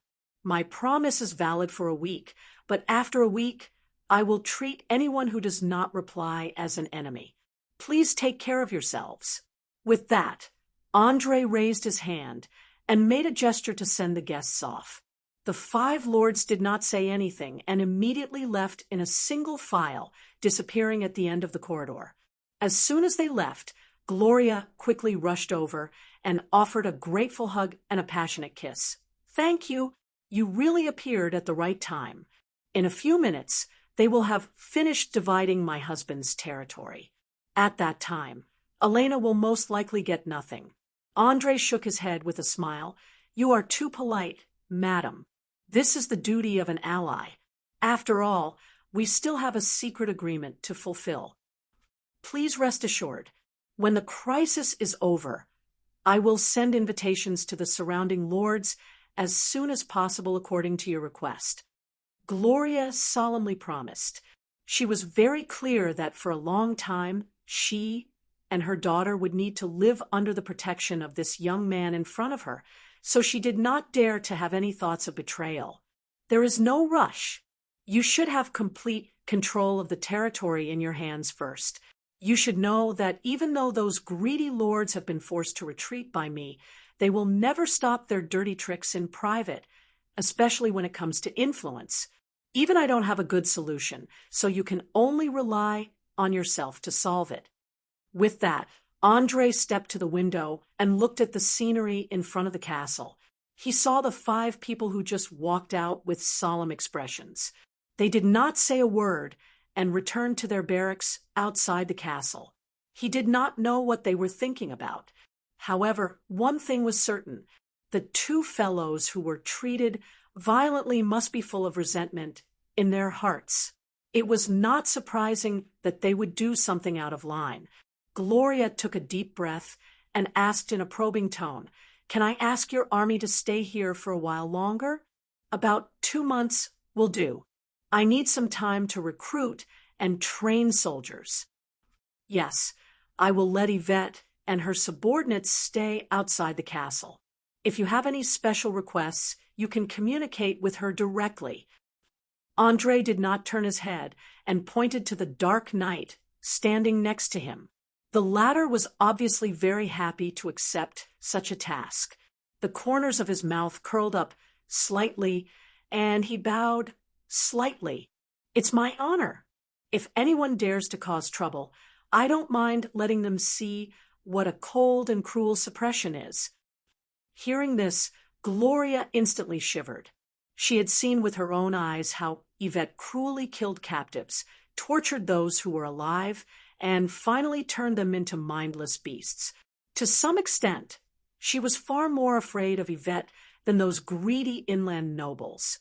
However, in order for her daughter to smoothly take over the territory when she grew up, she endured it and forced out a smile.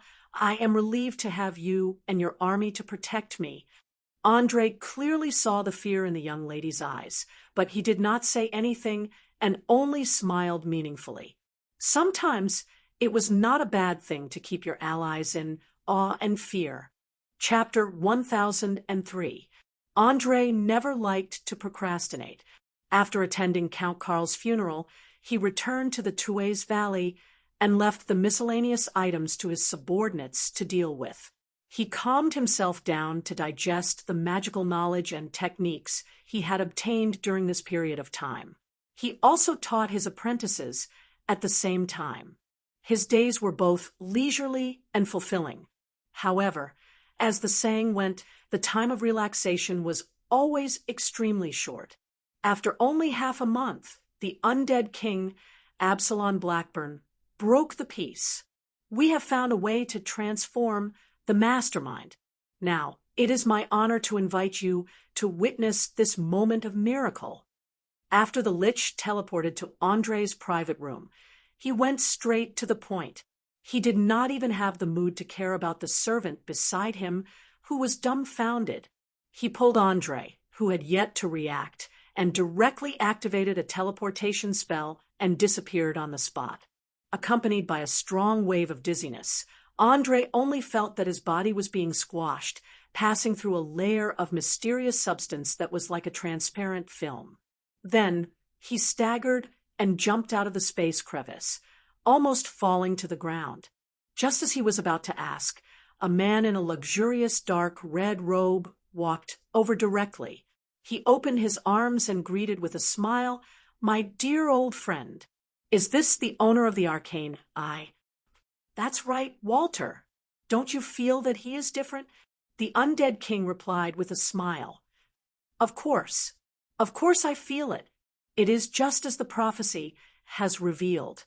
He has brought us a new point of view, a new concept, and a new way of thinking, a cradle that can continuously nurture mages.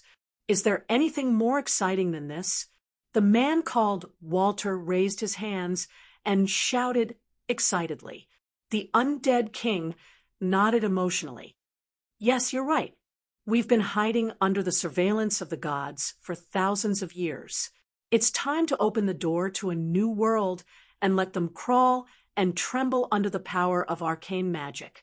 Feeling the terrifying magical energy surrounding the middle-aged man called Walter, Andre instantly realized that he was also a survivor of the ancient magic civilization who could stand shoulder to shoulder with the Lich. He was a true legendary mage. He did not dare to be negligent. He hurriedly placed one hand on his chest and bowed. "It is an honor to meet you, Master." Walter smiled and bowed back. "No, I should say that I'm the honored one, the prophet. You have to know that many of us have developed a strong interest in you, and some of us even desire to hear the wonderful ideas in your head. If it weren't for the fear of affecting your growth, many of the counselors wouldn't have been able to resist the urge to invite you. All right, cut the crap. Let's go in and start the ceremony. I can't wait to see the miracle of this necromancy spell." The undead king impatiently waved his hand and quickly walked toward the huge arched building in front of him, under the powerful drag of the Lich. Andre could only smile apologetically and follow closely behind. Not long after, they saw a huge pool with a diameter of more than 10 meters. The thing floating in the pool was none other than the mastermind formed by the countless brains of the mind flayers. This special life form with powerful psionic powers seemed to have sensed that it was about to die. It kept releasing waves of powerful psionic attacks, and even the 3-meter-tall adamantine golems were almost flipped over. However, it was a pity that even though the Cortex Prime's power was considered strong, it could not release its psionic powers too far under the combined suppression of several legendary mages. Before it could go beyond a range of 20 meters, it was blocked by an invisible energy field. This is the mastermind. It looks so majestic. Andre narrowed his eyes and mumbled to himself. Although he had seen similar illustrations in books before, he still could not help but feel the wonder of the creator when compared to this huge human brain that was exposed to the outside. The undead king pointed at the mastermind in the pool and explained, "This is the third mastermind we captured from the underground world. At the same time, it is also the most powerful one. The city it was in had more than 4,000 adult mind flayers, more than 30,000 strong slaves, and we lost more than 50 golems. but it was all worth it. Today, it will become the cornerstone of the rise of the magic civilization. Hearing the Lich's description, Andre could almost imagine how intense the battle was at that time. After all, the golems were born to resist attacks, so there was no need to doubt the toughness of their bodies. Not to mention, completely destroying the core, just breaking the magic coating on the surface would require repeated hammering with heavy weapons. 50 golems, together with enough soldiers, could completely wipe out 1 or 2 feudal kingdoms on the surface world. But in the underground world, they were all destroyed after conquering a city of mind flayers. It was no wonder that some people said that the underground world was not on the same level as the surface world. If it were not for the fact that the underground creatures could not adapt to the radiation of the sun, the fragile human civilization would be in danger of being destroyed. After briefly introducing the process of the experiment from the beginning to the present, the undead king left Andre where he was and quickly stood in his position. He exchanged glances with the other legendary mages in different attire, and then began to chant spells loudly, with the amazing magical power of the legendary mages. In just a few seconds, the entire building was filled with a terrifying energy storm. It was like a dazzling nebula quickly surrounding the Cortex Prime and penetrating through the smooth folds bit by bit. Naturally, the Cortex Prime would not allow an external force to control it. It frantically released its psionic ability, and the sound of air explosions reverberated in the air, forcibly tearing the energy storm apart. But unfortunately, its struggle was futile. Under the control of the legendary mages, the storm quickly returned to its original state and continued to slowly nibble away. A minute passed, the resistance was still ongoing. 10 minutes passed, the resistance had weakened slightly. An hour passed, the resistance seemed to be gradually weakening. An entire day passed, the Cortex Prime's resistance finally stopped, as if it had accepted its fate. It allowed the magic energy to enter its nervous system, and after a while, its consciousness began to dissipate. Just when Andre thought that the conversion was successful, a terrifying shock wave suddenly erupted near the connection point below the brain pool. In just a moment, it completely destroyed the energy field that covered the outside. The legendary mages immediately realized that the situation was not good and activated the protective spells on their bodies. For a moment, an incomparably gorgeous, arcane brilliance filled the air. Chapter 1004. Damn it! The situation is getting out of hand. Activate the ultimate defense spell formation immediately. A female legendary wizard shouted at the top of her lungs. She did not care about her dignity or modesty now. She only wanted to minimize the damage. Otherwise, the demiplane where the experiment was held could be destroyed by this strange shockwave. A demiplane was not a huge, complete place like the material world. It was more like some kind of fragment floating in the endless void. If it was hit by a powerful force, it could very well collapse. What were the consequences of a demiplane collapsing? The answer was simple. First, during the collapse, the surrounding space would slowly collapse. Everything would be compressed into a singularity waiting for the next explosion. During this process, the failure rate of any teleportation spell was as high as 99%. In other words, if one could not escape before the collapse began, there was no need to run in the future. They could just sit there and wait for death. Obviously, the shockwave from the death of the mastermind was enough to destroy this demiplane. Thus, the legendary wizards were all very nervous, afraid that they would accidentally destroy this place. No, don't activate it. The ritual is at a critical moment. I won't allow anyone to destroy it. Hold on. Hold on. The undead king seemed to have entered a state of madness. He did not care about any possible danger and continued to guide the magical energy to modify the mastermind's nerves. The other legendary mage glanced at the lich and immediately cursed through gritted teeth. Bastard! Absalon is crazy. Even if we all have the means to revive, we can't just waste it like this. Calm down. Absalon is right. The ritual is at a critical moment. And isn't the second layer of protection still in effect? For the rise of the magic civilization, this risk is worth it. Walter supported his good friend and quickly returned to his original position to help guide the energy that had gone out of control. As survivors of the ancient magical civilization, the legendary mages yearned to reappear at every moment, or even surpass the glory of the past. That was why they all gritted their teeth and returned to their original positions. Soon, a loud chant echoed in the air. No one retreated. No one ran away. No one gave up on their duty. Even the adamantine golems were crushed into powder by the terrifying shockwave. Andre, who was standing not far away, saw everything with his own eyes. He could not help but sigh softly. Is this the persistence and courage of the legendary wizards? It was truly amazing. No wonder the ancient magic civilization was able to fight against the gods when it was at its peak. According to the records of the Creator, magic is something more advanced than divine power. It is also the only energy in existence that can fight against divine power.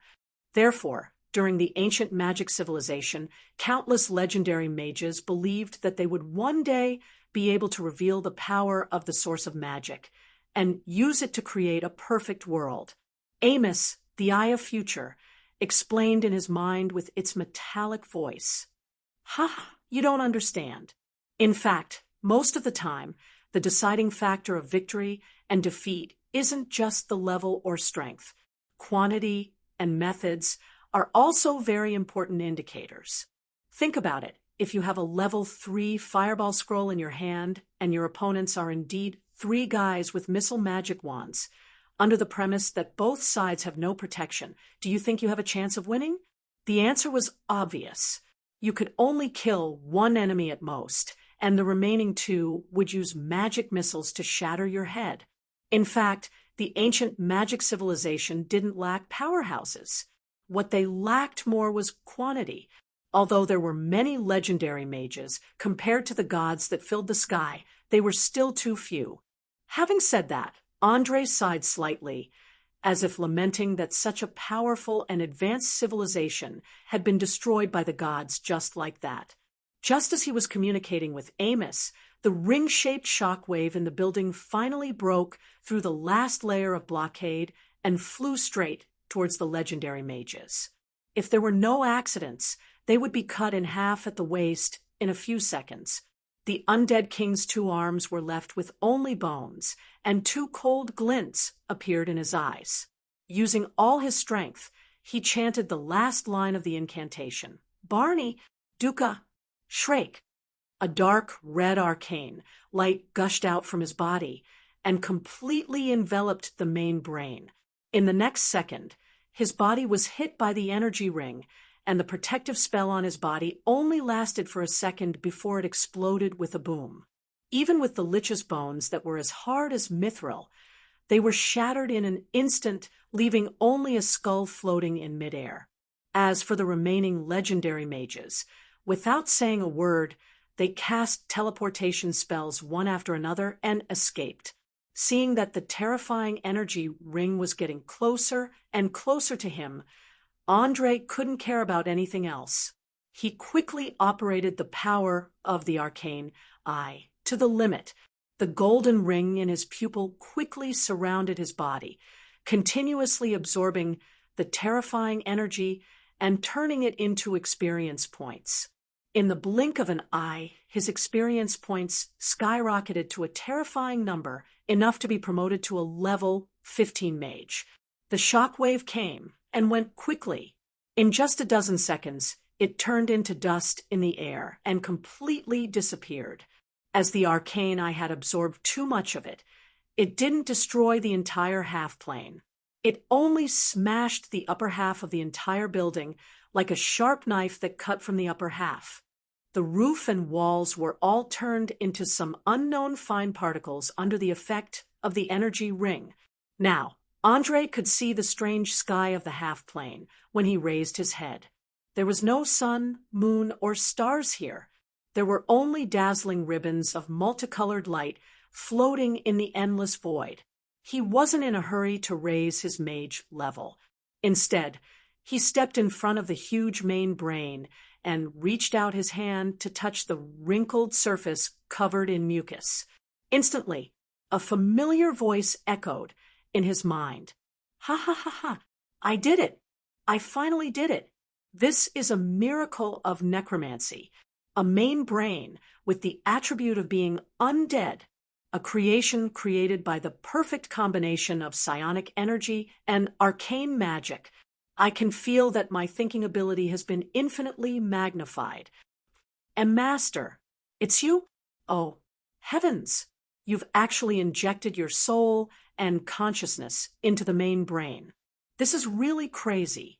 Andre was dumbfounded, his whole body trembling uncontrollably. He even specially turned his head to glance at the lich skull floating in midair. He couldn't believe that the undead king had abandoned his identity and become a part of the main brain. Chapter 1005. Shock, fear, trembling from the bottom of his heart. No wonder some people said that if the ancient magic civilization had not been destroyed by the gods, sooner or later, it would have killed itself. The reason was simple. At that time, the mages' brains were seriously abnormal. They did not care about their own lives. They did not care about the lives of others.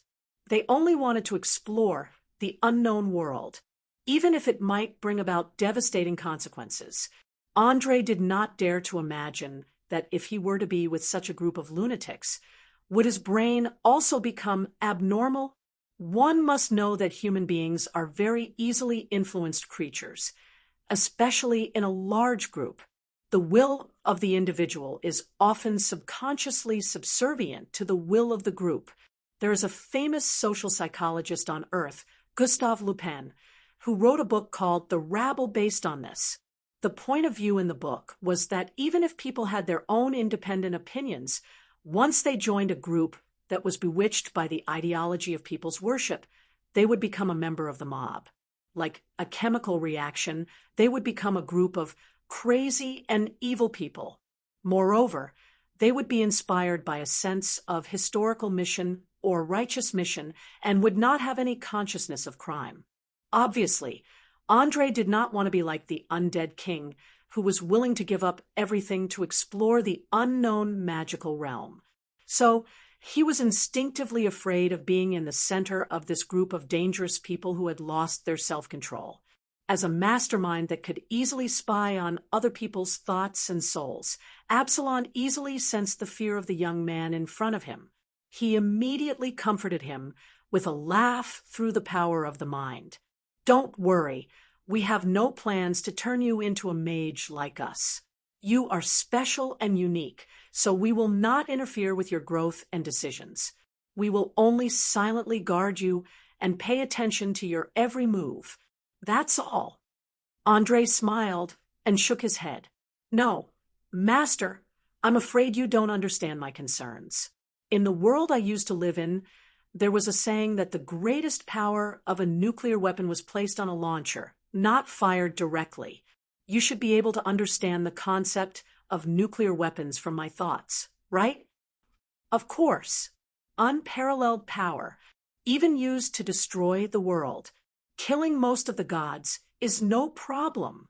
It's hard to imagine that in a world without any supernatural power, you can actually create so many inconceivable things. The undead monarch exclaimed loudly with his mind power. Then, do you know why this weapon was never used again after being used once? Andre asked with a smile. Why? This question obviously stumped Undead King.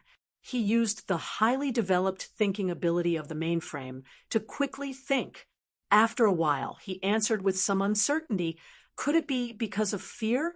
Your world doesn't have any supernatural powers, which means that once this weapon is used in actual combat, not many people will be spared.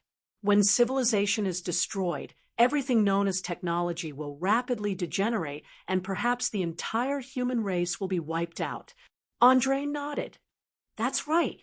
It was because of fear. Fear comes from the unknown. It originated from the awe of something powerful and irresistible. Therefore, when the nuclear weapon was placed on the launcher and had not been launched, it would have the greatest deterrent effect on the target. Similarly, I think that overly powerful magic should not be used too many times, especially legendary magic and the divine weapons of the ancient civilization. In addition, the target of your threat was also wrong. It should not be the gods, but the mortals of the material world. As everyone knows, the gods that exist in this universe, most of their power comes from the influence of the material world. They need believers and mortals to agree with their ideas. But what if these mortals abandon them? The answer is simple. They will weaken, fall, and even become the target of countless people's curses, falling from the high position of gods. Imagine if the ancient magic civilization used powerful legendary magic to announce to the world that any country or town that dared to build a temple and spread faith would be ruthlessly destroyed. Guess what would happen? The legendary mages would not even need to do anything. The panicked civilians would riot, tear the priests of the gods to pieces, and then respectfully send their corpses. The temples of the gods would be destroyed. The foundation of faith would be shaken. The gods, who had lost their influence, would immediately fall into unprecedented panic. Not only would they not dare to attack the magic civilization, but they would also have to humbly beg you to release the restrictions and even sign a series of unequal treaties. As Andre spoke, unhurriedly, the legendary mages who had returned to the demiplane gathered to listen to this idea that had never appeared in Oriar before. In fact, the ancient magic civilization was a symbol of human freedom from slavery, so the legendary mages were, to some extent, the guardians of the entire human world. They had never thought of threatening themselves, let alone threatening the gods by slaughtering humans. But Andre was different. He came from Earth and had long been used to the ugly faces of politicians. What these guys were best at was not how to make the lives of ordinary people better, but how to kidnap and bind millions, tens of millions, or even hundreds of millions of people to themselves. Once a war broke out, they would immediately send the innocent people to their deaths, while they hid in a safe place with large amounts of wealth and family, waiting for the results. For example, a certain man who was respectfully called the father of the nation would run to a neighboring country to ask for political asylum every time he launched an armed uprising. He even took the time to sleep with a teenage foreign girl when the soldiers were fighting desperately. Another example was a certain fat man who was born in the 80s who completely put his and his family's interests above the interests of the people. He did not even spare the underage children, and even made them take bullets for him. In Andre's view, with the power of the survivors of the ancient magic civilization, if they wanted to fight the gods head-on, they had to put aside the idea of the so-called guardians of human beings and achieve their goal through terror. After all, because of the barriers set up by the gods themselves, the gods were now unable to send their incarnations and saints. It was difficult for the legendary priests and paladins to kill the legendary mages. They could use this loophole to rebuild a kingdom of their own, instead of hiding in the dark and controlling everything like now. Every legendary mage had a thoughtful expression on their face. There was no need to ask to know that they were tempted, especially an old man with messy hair and eyes that shot out a crazy light. His whole body was releasing a chaotic and evil aura, and he would occasionally laugh creepily. Chapter 1006. Hee hee, ha ha ha. Well said. That was really well said. I've mentioned it before. You have to be and scrupulous when dealing with the gods. Even if you have to destroy the entire world, but you've always been so cowardly. Look at now. We actually have to hide ourselves like rats." The old man waved his arms wildly, roaring with a hoarse voice. He looked so crazy that it was hard for others to tell if he was still mentally sound. Another beautiful woman, with a crown on her head, shook her head with a wry smile. "Don't go crazy, Damon.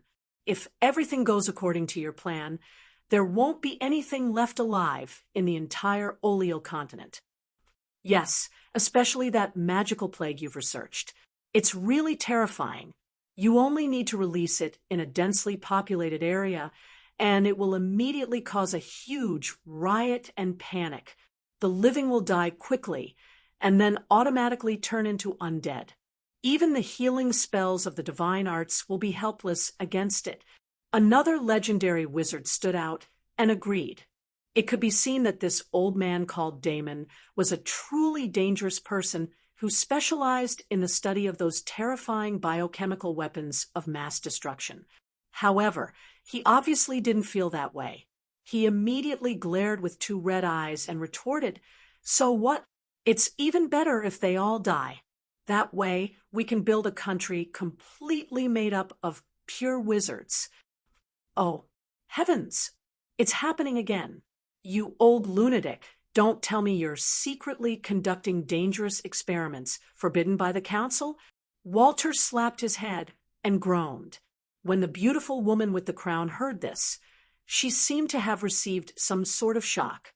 She was so frightened that she immediately trembled. "Damn it, Damon, hurry up and hand over the dangerous items on you. This is the base for us to nurture future acolytes. I don't want to see it become a land of death where no one can approach." "Ha ha ha ha. All right, all right. Since you insist, I won't hand over my research results to you. Instead, I'm going to give it to the owner of the Arcane Eye. I believe that this young man will definitely use it in the right place." After saying that, the crazy old man took out a small bottle of green liquid from his multidimensional bag and gently placed it in Andre's hand. Inside the liquid, there were countless souls in pain that could be seen with the naked eye. As soon as Andre held the item in his hand, his sixth sense began to sound alarms. Relying on the Arcane Eye's power, he quickly figured out the item's function. Immediately, he felt uneasy. Super Magic Plague, 176th Improved and Strengthened Edition. It can infect any animal, plant, water source, land, and it can absorb the magic energy in the air and grow rapidly. In 3 to 5 days, it can turn a village full of people into undead that carry the plague, and in a week to half a month, it can destroy a city. No known divine spells in the world have any effect on it. Once it spreads, the entire continent may become a ghost town. Currently, the only way to prevent it from spreading is to burn it with fire. There was no doubt that this thing was a super biochemical weapon from another world. In terms of power, it was miles ahead of the viruses, bacteria, and chemical gases developed on Earth.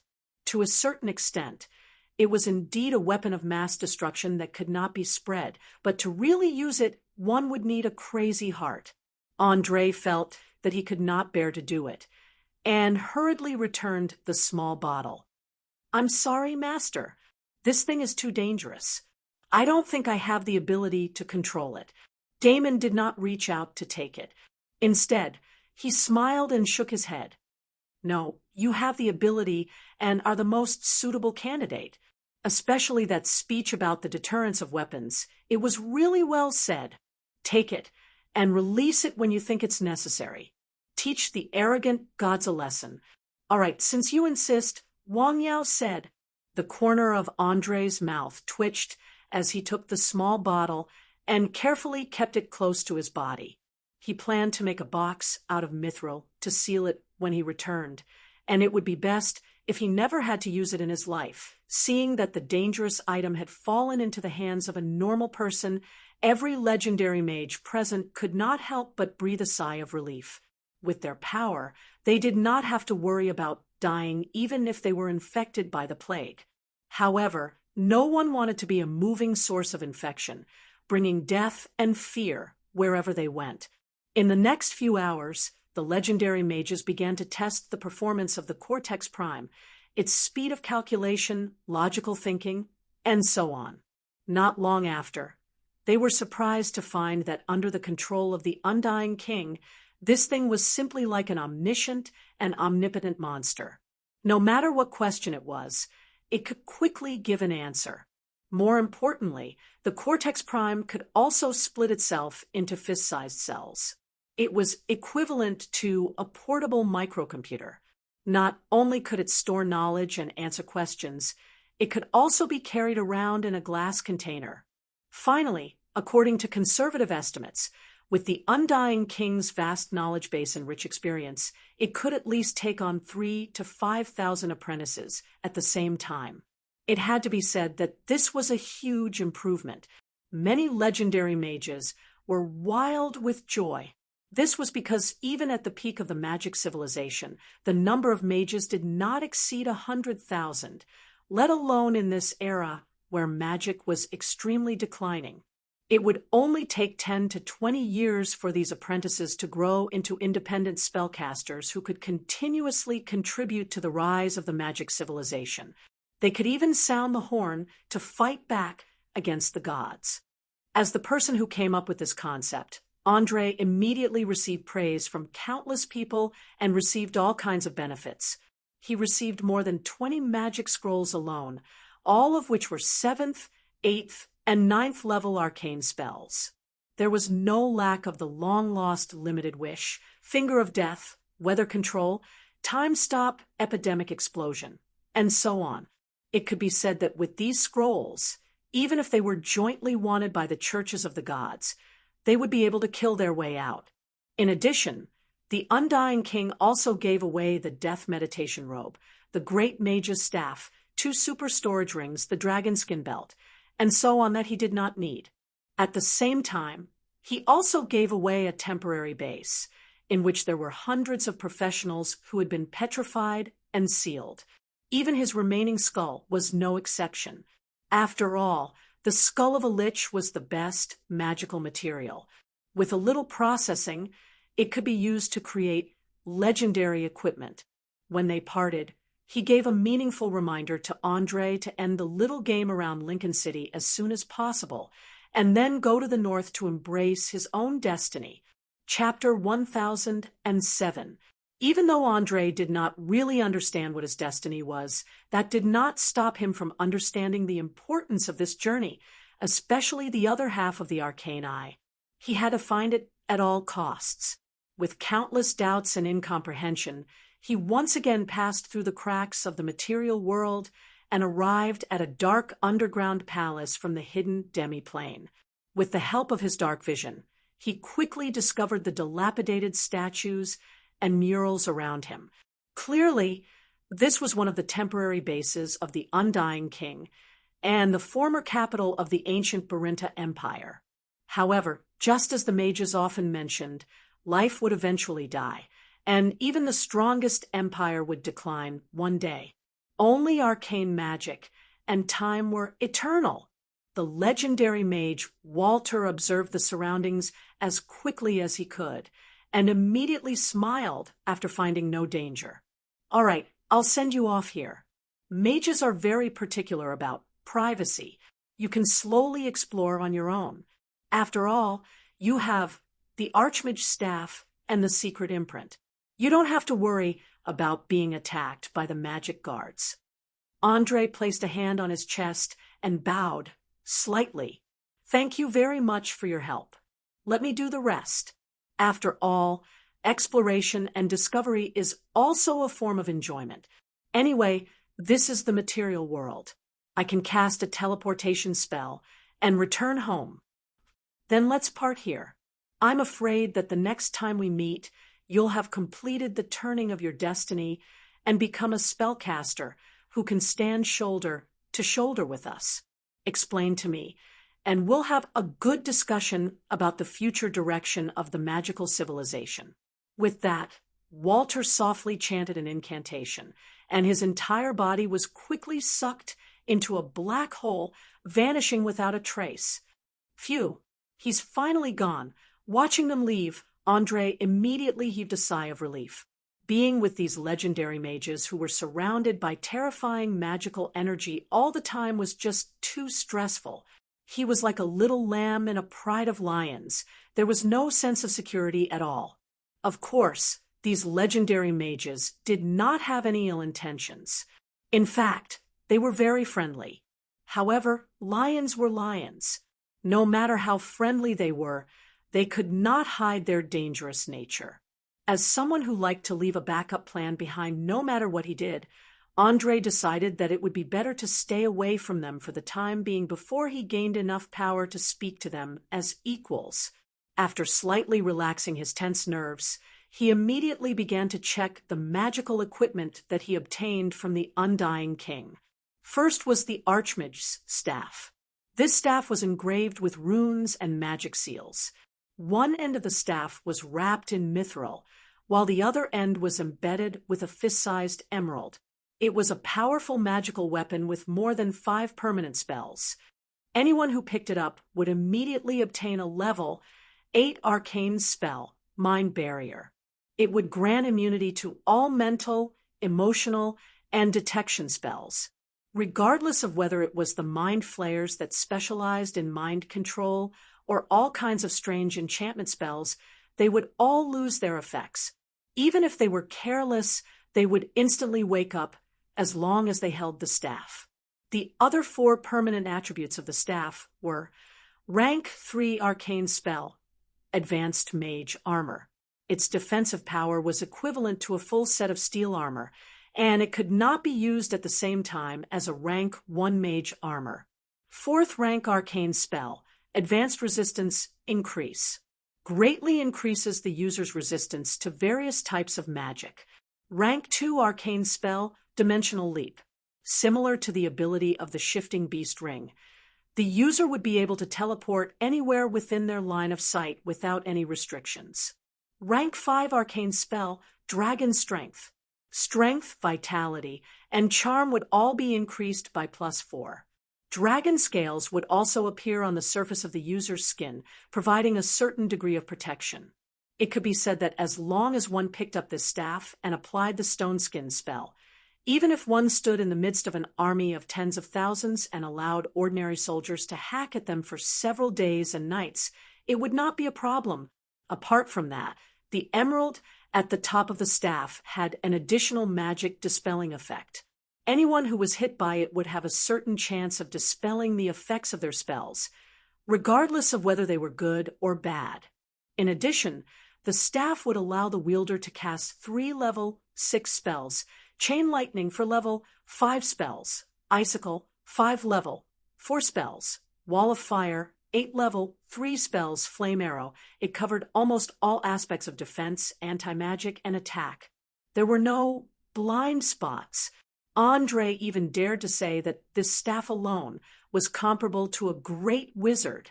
Without a doubt, this was definitely a legendary grade staff, and it might even be a sub-god equipment, especially with the Undying King's magic exorcism effect. As long as the opponent wasn't a legendary mage, it was guaranteed that any defensive magic would be nullified. After fiddling with the staff lovingly for a while, he began to inspect the death meditation robe. In the end, it did not matter if he did not take a look, but when he did, he was really shocked. This gorgeous robe inlaid with gold threads and gemstones was not made from any known cloth. It was woven from the threads extracted from the souls of countless dead people. Although it did not have any physical defense, it was indestructible. As long as one wore it, they would immediately obtain attributes such as a 15% increase in casting speed and a 20% increase in magic resistance. In addition, the wearer's perception and control of magic energy would also be strengthened. When meditating and guiding magic rituals, it would have double the effect with half the effort. Without any hesitation, Andre immediately took off the flame protection robe and put on the death meditation robe. Then, He began to inspect the third equipment, which was the belt made from the skin of the blue dragon. As everyone knew, the blue dragon was the second most terrifying creature among the Penishade evil dragons. Any magical item made from a part of their body would definitely have a resistance to electricity. This belt was no exception. Firstly, the belt had a 50% resistance to electricity. Next, it would provide the wearer with 2 additional points of strength. As it was made from dragon skin, its defensive ability was not bad. At least, +2 weapons would not be able to damage the dragon scales on the surface. Lastly, and also the most terrifying point, any enemy who attacked the wearer would suffer a strong electric rebound. Although the damage was not as great as the level 3 lightning spell, it was definitely not much better. As for the last 2 storage rings, each of them could store 18 units of magic. That was 2 level, 9 spells, 3 level, 6 spells, 9 level, 2 spells, and 18 level, 1 spells. In short, as long as it did not exceed the maximum limit, it could be used in any way. During battle, it could be released with just a thought. Although they did not have any attributes, the advantage was that they could be worn together with other magic rings with permanent attributes. There would not be any conflicts. After putting on all the powerful magical items neatly, Andre took a deep breath and gently touched the huge stone statue that was covered in moss. 2 rays of red light were released from the statue's eyes. Then it greeted in a low voice, "Welcome, stranger. Although I do not know you, you have master's staff and secret imprint. You may pass." Chapter 1008. After putting one of his hands into the mouth of the statue, Andre was teleported to a hall filled with strange stone statues in the next second. Needless to say, these statues were the adventurers who had been imprisoned by the undead king for thousands of years. Among them were warriors, mages, warlocks, thieves, rangers, knights, priests, and other mainstream professions. There were also bards, magic archers, paladins, dwarven defenders, shadow dancers, and other rare professions. At a glance, there were at least hundreds of people. Judging from their eyes and expressions, they did not know how they had been petrified until the last moment. Just as Andre was secretly amazed by the power of the undead king, a steel golem ran over from another place and said in a low, muffled voice, "Hello, stranger who is my master's secret imprint. I am Guardian number 1. Is there anything I can help you with? Please tell me, how can I make these petrified people obey my orders without hurting them?" Without any hesitation, Andre directly asked the question he was most concerned about. After all, you could not expect things like golems to have high intelligence, so there was no need to beat around the bush. It was better to be direct. It's very simple. There are slave collars in the warehouse. As long as you put it on everyone, they will treat you as a god. No matter what you say, they will not doubt it. Of course, this may cause a certain degree of intellectual damage, but it is nothing compared to loyalty. Guardian number 1 quickly gave the answer. After hearing this answer, Andre subconsciously shuddered. The names of many evil cults appeared in his mind. However, considering the next plan, he nodded slightly. "All right, we'll do as you say. Put the slave collars on everyone and remove their petrification. Hurry up. After you're done, give them something to eat. I'll go somewhere else first." "Understood. Guardian number 1 obeys your orders."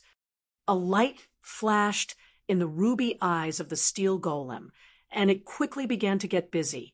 Andre was not interested in the repetitive physical labor. He went straight to the temporary base where the books and magic scrolls were stored. To him, knowledge was the most important thing. Just thinking about the knowledge recorded by a legendary mage was enough to excite him. After passing through the gloomy underground tunnel, Andre soon arrived at a room that was about 200 square meters in size. It was filled with books and parchment scrolls. Just as he was about to pick up a piece of parchment to read, he suddenly heard an ear-piercing sound. "Don't move. Who are you? Why are you allowed to enter my master's room?" A black shadow slowly came out from the bottom of the bookshelf and took the shape of a person. It was about 1 meter tall and didn't have a real body. Its 2 eyes were as cold as the ice of the northern wasteland, penetrating one's heart. With the knowledge stored in his mind, he instantly realized that this was a monster that should only exist in the shadow plane of the shadow. Their bodies were completely made up of shadow energy. Even if there was only a fingernail-sized shadow on the ground, it could hide in it. Unless it actively showed itself, it was impossible to detect. What was more frightening was that these guys liked to drag the souls of their victims out of their bodies and then pollute them with shadow energy, forcibly turning them into a member of the Shadow Kingdom. Other than positive energy, flames, and other supernatural means, normal physical attacks could hardly cause any harm to them. Demonic shadows were one of the most powerful and terrifying branches of the shadow biological clock. It was said that as long as a mortal was touched, they would instantly turn into a dried corpse under the corrosion of the terrifying energy. There was no need to ask. The one in front of him must have been summoned by the undead king to guard the scrolls and books in the room. Who I am is not important. What's important is that I have this and this. Andre waved the archmage's staff in his hand and the secret mark on his arm. The demonic shadow seemed to be very afraid of the mark of the undead king and immediately retreated a few steps. "Damn it! Get lost! Don't come any closer. Aha! It seems that I've found your weakness. Now I order you to immediately find all the valuable notes, scrolls, and books in this room. Remember, don't play any tricks, or I won't mind imprinting this mark on your body." Having said that, Andre sat down on the chair and stared at the demonic shadow with interest, even though he had seen many wonderful creatures after becoming a mage. This was the first time he had seen such a special species that was similar to a shadow. His heart was filled with curiosity. As you wish, the demonic shadow was undoubtedly a very intelligent magical creature. Even though it was very unwilling, it had no choice but to do as it was told under threat. It didn't take long for it to pick out about 1% of the thousands of scrolls, books, and manuscripts and respectfully place them on the table. Andre casually picked up a book called 107 Ways to Improve the Intelligence of Magic Statues and flipped through it while asking without batting an eyelid, "How long have you lived in this study?" 1,200 years. A whole 1,200 years.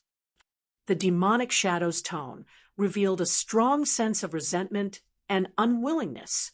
As long as it was an intelligent creature, no one would be willing to be locked up in a small space without any contact with the outside world. Even creatures from another world were no exception. However, it was a pity that in front of a cruel and willful mage, most creatures from another world had no choice. They either had to obey or die. There was no other choice. The demonic shadow's challenge rating in the Book of Monsters was as high as 12. It was even higher than some young giant dragons, but it still had to crawl at the feet of the undead king to become a librarian. Andre sensed the strong desire to escape from this place and deliberately smiled. He put down the book and tempted it. "So, do you want to leave this place? Do you want to see what changes have happened in the material world in the past 1,200 years? What do you want?" Perhaps it was because it had been tricked once, but the demonic shadow's vigilance was beyond imagination. "It's very simple. I need an outstanding spy, and you, who can easily sneak into the shadows, are a good choice. As for the Lich, you don't have to worry. I've already obtained his full authorization. From now on, everything in this base will belong to me, including you." Having said that, Andre raised his head and stared into the demonic shadow's cold eyes, waiting for a reply.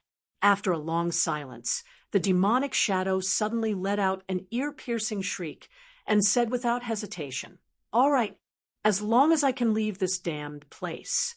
I'm willing to be your eyes and ears. Tell me, what kind of magical contract do you want me to sign?"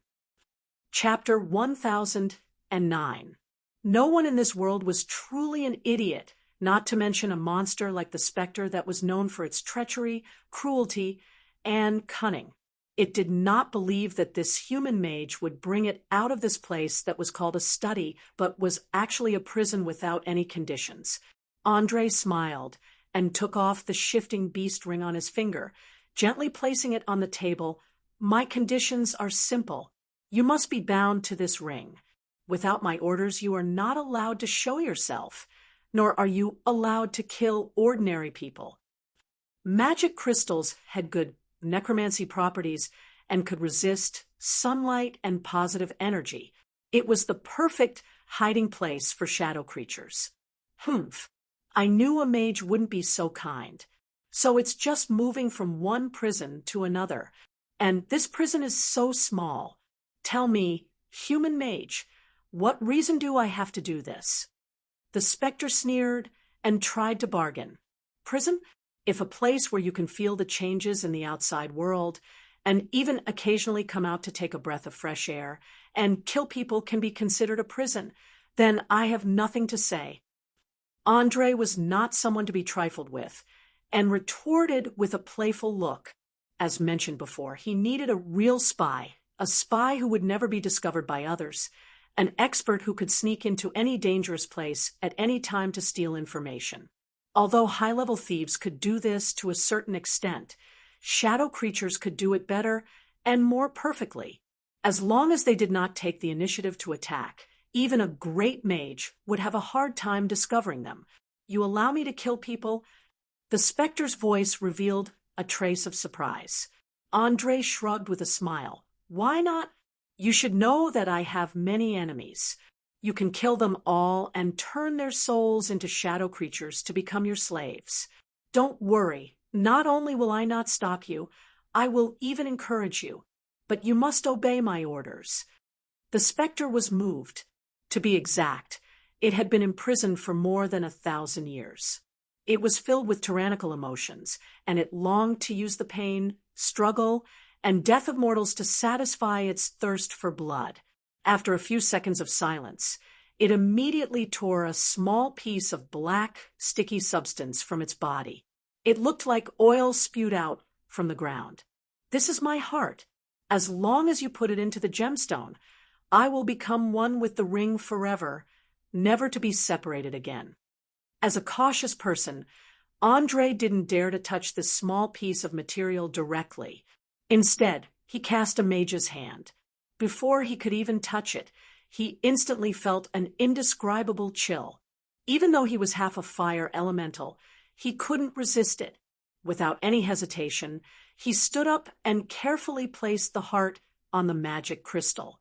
Then he began to chant loudly.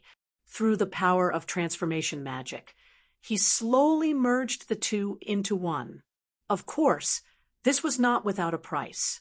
Looking at the painful struggle of the displacement beast in the gem, it was clear that after the fusion was complete, it would probably be transformed into a member of the shadow world. However, ever since he had the Archmage staff's dimensional jump, the power of the shifter beast ring was no longer indispensable. That was why Andre ignored the wailing of the soul and continued the ritual. After a full 10 minutes, the black, sticky shadow substance finally disappeared completely. The magic crystal also looked like a lump of black stone that didn't reflect light. In order to prevent the demonic shadow from disobeying his orders in the future, he directly transferred the imprint of the undead king onto the surface of the gem. After a finger mark flashed, the transformation was finally completed. After putting the ring on his finger again, Andre opened his mouth and said, "You can come in now. Remember, from now on, I am your master." He. Of course, I promise that my power won't disappoint you. As soon as he finished speaking, the demonic shadow turned itself into a black line. With a swoosh, It drilled into the gem and disappeared without a trace. Staring at the ring on his finger that was emitting a faint black fog, Andre's lips curled up slightly. He muttered to himself, shadow creatures, devils, dark guards, magical plagues. I'm really becoming more and more like an evil boss now. After sweeping away all the valuable books in the room, he returned to the hall filled with statues. After more than half an hour of intense work, a third of the 100 or so stone statues had been removed from their petrified state.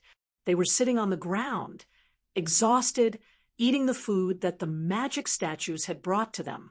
As they had been petrified for too long, many of them had a certain degree of muscle atrophy. They tried to stand up several times, but failed. It was worth noting that everyone wore a purple metal ring around their necks. It was constantly emitting magical energy, interfering with the wearer's thoughts. Some of them even had memory lapses and were hitting their heads hard. A half-elf female with pointed ears suddenly noticed Andre's appearance. She quickly stood up and asked in an uncertain tone, "Leader? Leader? Is that you?" "That's right. It's me. How do you feel? Are you hurt?" Andre pretended to be concerned and reached out his hand, gently stroking the female's slender neck. A hint of a smile that was difficult to detect flashed in his eyes. There was no doubt that the half-elf female's subconscious had been hypnotized, and she had begun to accept the false fact that she was a member of the mercenary group. I'm not so good. I don't have any strength in my body, and my mind is in a mess. I can't even remember your name." The half-elf did not mind this almost invasive caress and shook her head hard. Under the control of the slave collar, she could not raise her guard at all. Even if Andre stripped her naked and did her on the spot, she would gladly accept it. This was the most frightening part of magic. To a certain extent, whether it was these petrified people or magic figures, they were all the undead king's collection to pass the time. Andre was obviously not the kind of person who did not care about anything because of lust. After a little probing, he immediately stopped his further actions and explained with a smile, "Relax, it's fine now. I have already defeated the powerful lich that petrified all of you. Look, this is the evil skull." After saying that, he took out the skull that the undead king had abandoned. The half-elf female seemed to recall something. Her whole body suddenly trembled, and she cried out in alarm, Yes, that's it. It's this evil monster that cast such a terrifying spell on me. It's too terrifying." "Sure, don't be afraid. Don't be afraid. I'm here. It has already been defeated. You're safe now." Andre hugged the slim half-elf female in his arms and gently comforted her. Relying on his excellent deception skills and the slave collar, he easily brought more than 100 professionals under his control. No one doubted the false memories implanted in their minds. Chapter 1010. As one of the best grade 6 transformation spells, the petrification spell was quite powerful. Even though it didn't deal any direct damage, it could turn an opponent into a stone statue and then smash them with a hammer. In essence, it wasn't much different from killing them. However, most wizards didn't use the petrification spell to kill their enemies. Instead, they wanted to seal them up and keep them as spoils of war, or to satisfy some unspeakable hobby. For example, a long time ago, a powerful wizard had failed to confess to a certain kingdom's princess. In his fury, he had charged into the princess's room and turned her into a stone statue, taking her back and molesting her every now and then. It wasn't until an adventurer under the king's orders had charged in and killed him that the incident came to an end. Evidently, the undying king had imprisoned so many adventurers who had broken into his temporary base, not for the sake of molesting them, but because he felt that they could be of use one day. As such, every one of these 100 or so people had outstanding skills. Even though their professions weren't higher than rank 10, They were well coordinated. A third of them were melee fighters, a third were spellcasters and ranged archers, and the rest were support professions such as bards and thieves. Together, they could easily form an elite mercenary group. They could even fight a regular army without any problems. Of course, because the petrification spell had lasted for so long, many of them needed some time to recover their strength. According to conservative estimates, it would take at least a month for everyone to recover. Evidently, Andre didn't have that much time to wait. After some consideration, he used the teleportation gate in the base to send everyone to a wilderness near the Canteru Kingdom. He also appointed the female half-elf called Shinode as the vice leader, allowing her to move freely around the area. After all, with the false memories and the double guarantee of the slave collar, he wasn't afraid of betrayal at all. In order to ensure that these people could survive this period of weakness, Andre left behind around 50,000 gold coins as starting capital. He believed that with the strength of all these professionals, it wouldn't take long for them to become a famous mercenary group in this area.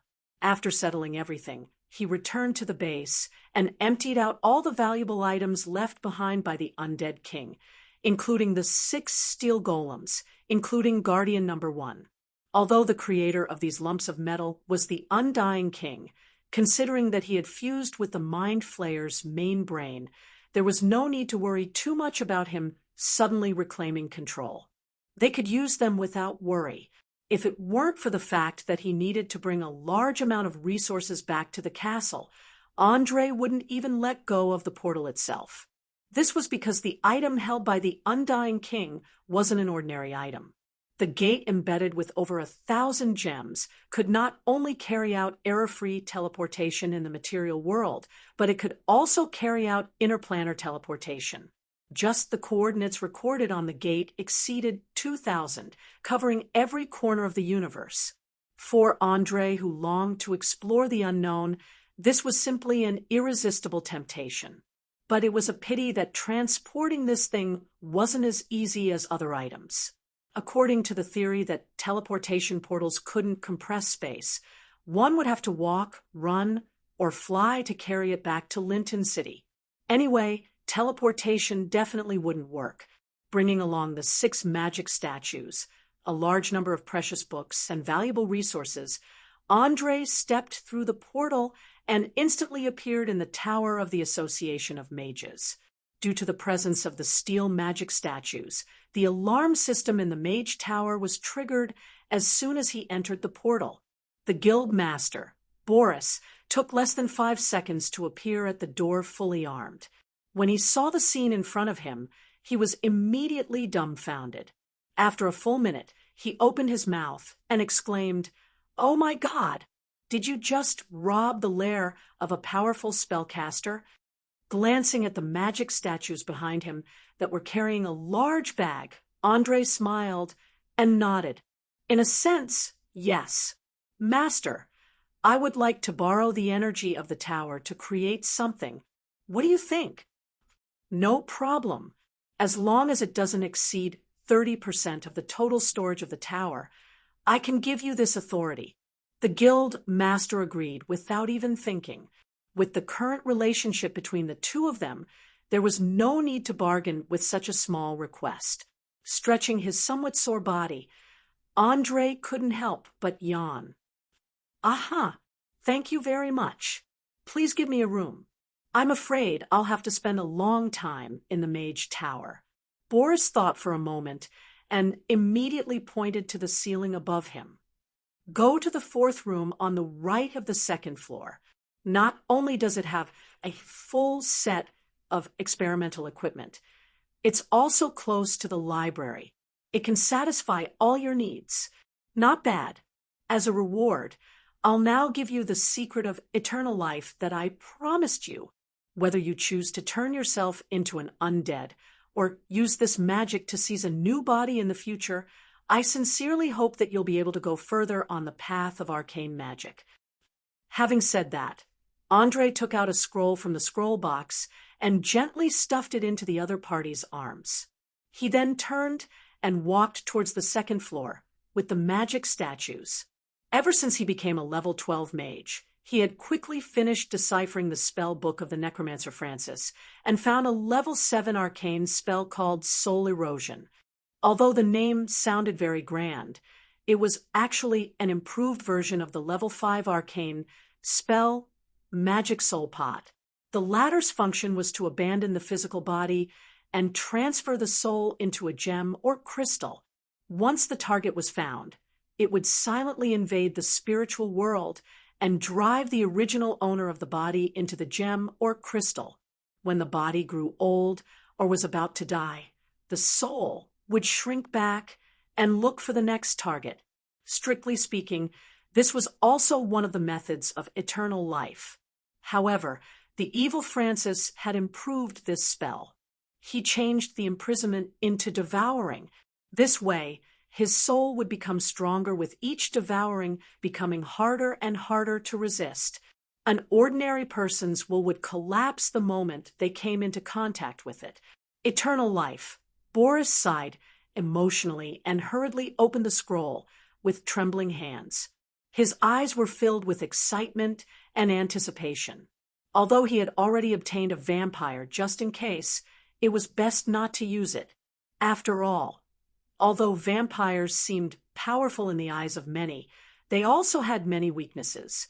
This was especially so in the eyes of mages. There were no less than 10 ways to easily kill them. Without any hesitation, the archmage, who was about to reach the end of his life, quickly returned to his room and began to study the spell on the scroll. He had long been impatient to abandon this old body and change into a young, intelligent, and energetic body. Chapter 10:11. Someone once said that the desires of humans were endless and could never be truly satisfied. When a person did not have enough food to fill their stomachs and clothes to cover their bodies, their greatest wish was to have a good meal and then hide in a warm little house to sleep. However, once they obtained these, they would immediately begin to crave for money and women. If their second wish was fulfilled, they would continue to pursue power and power. Finally, they would even hope to live forever and be above all life, including the gods.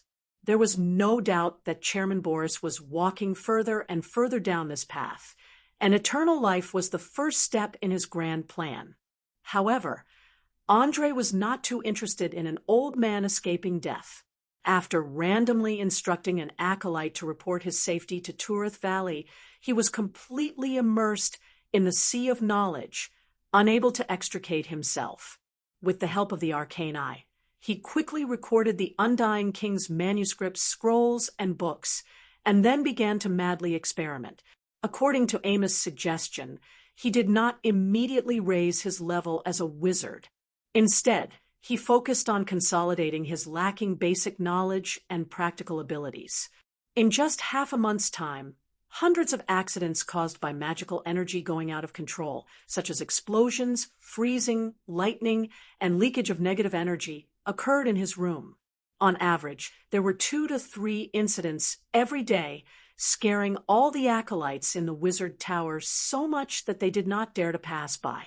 They were afraid that they would accidentally be affected and become unlucky souls who would die unjustly. No one knew what Andre was doing inside. They only knew that the gigantic steel golems that occasionally entered and exited the room were full of scars, looking so sinister and terrifying. "Hey, Manny, have you heard? That flaming Duke seems to be up to something dangerous. Last week, an idiot passed by and happened to encounter a burst of negative energy. It directly pushed him into the wall, and his heart stopped beating instantly. If not for Wizard Jamet passing by and giving him a bottle of lesser recovery potion, he would have died." A male acolyte pointed at the tightly shut door and whispered to a female acolyte beside him. The latter patted her rather large chest cooperatively and exclaimed with lingering fear, "Oh, heavens, that's too scary. Do you know what's going on in there?" The male apprentice shook his head mysteriously and replied in an exaggerated tone, "I don't know. No one knows." Let's not talk about the golems guarding the door. Just Andre himself is terrifying enough. Don't you know? Half a month ago, he single-handedly killed hundreds of people outside the city. His cold-bloodedness makes one's hair stand on end. It's said that all the dead people were burned into charcoal. The strong smell of roasted meat made people unable to eat meat for several days. Then, for my sake, can you sneak a peek inside and see what it's like? I was just too curious. If you can do it, it will prove that you truly love me.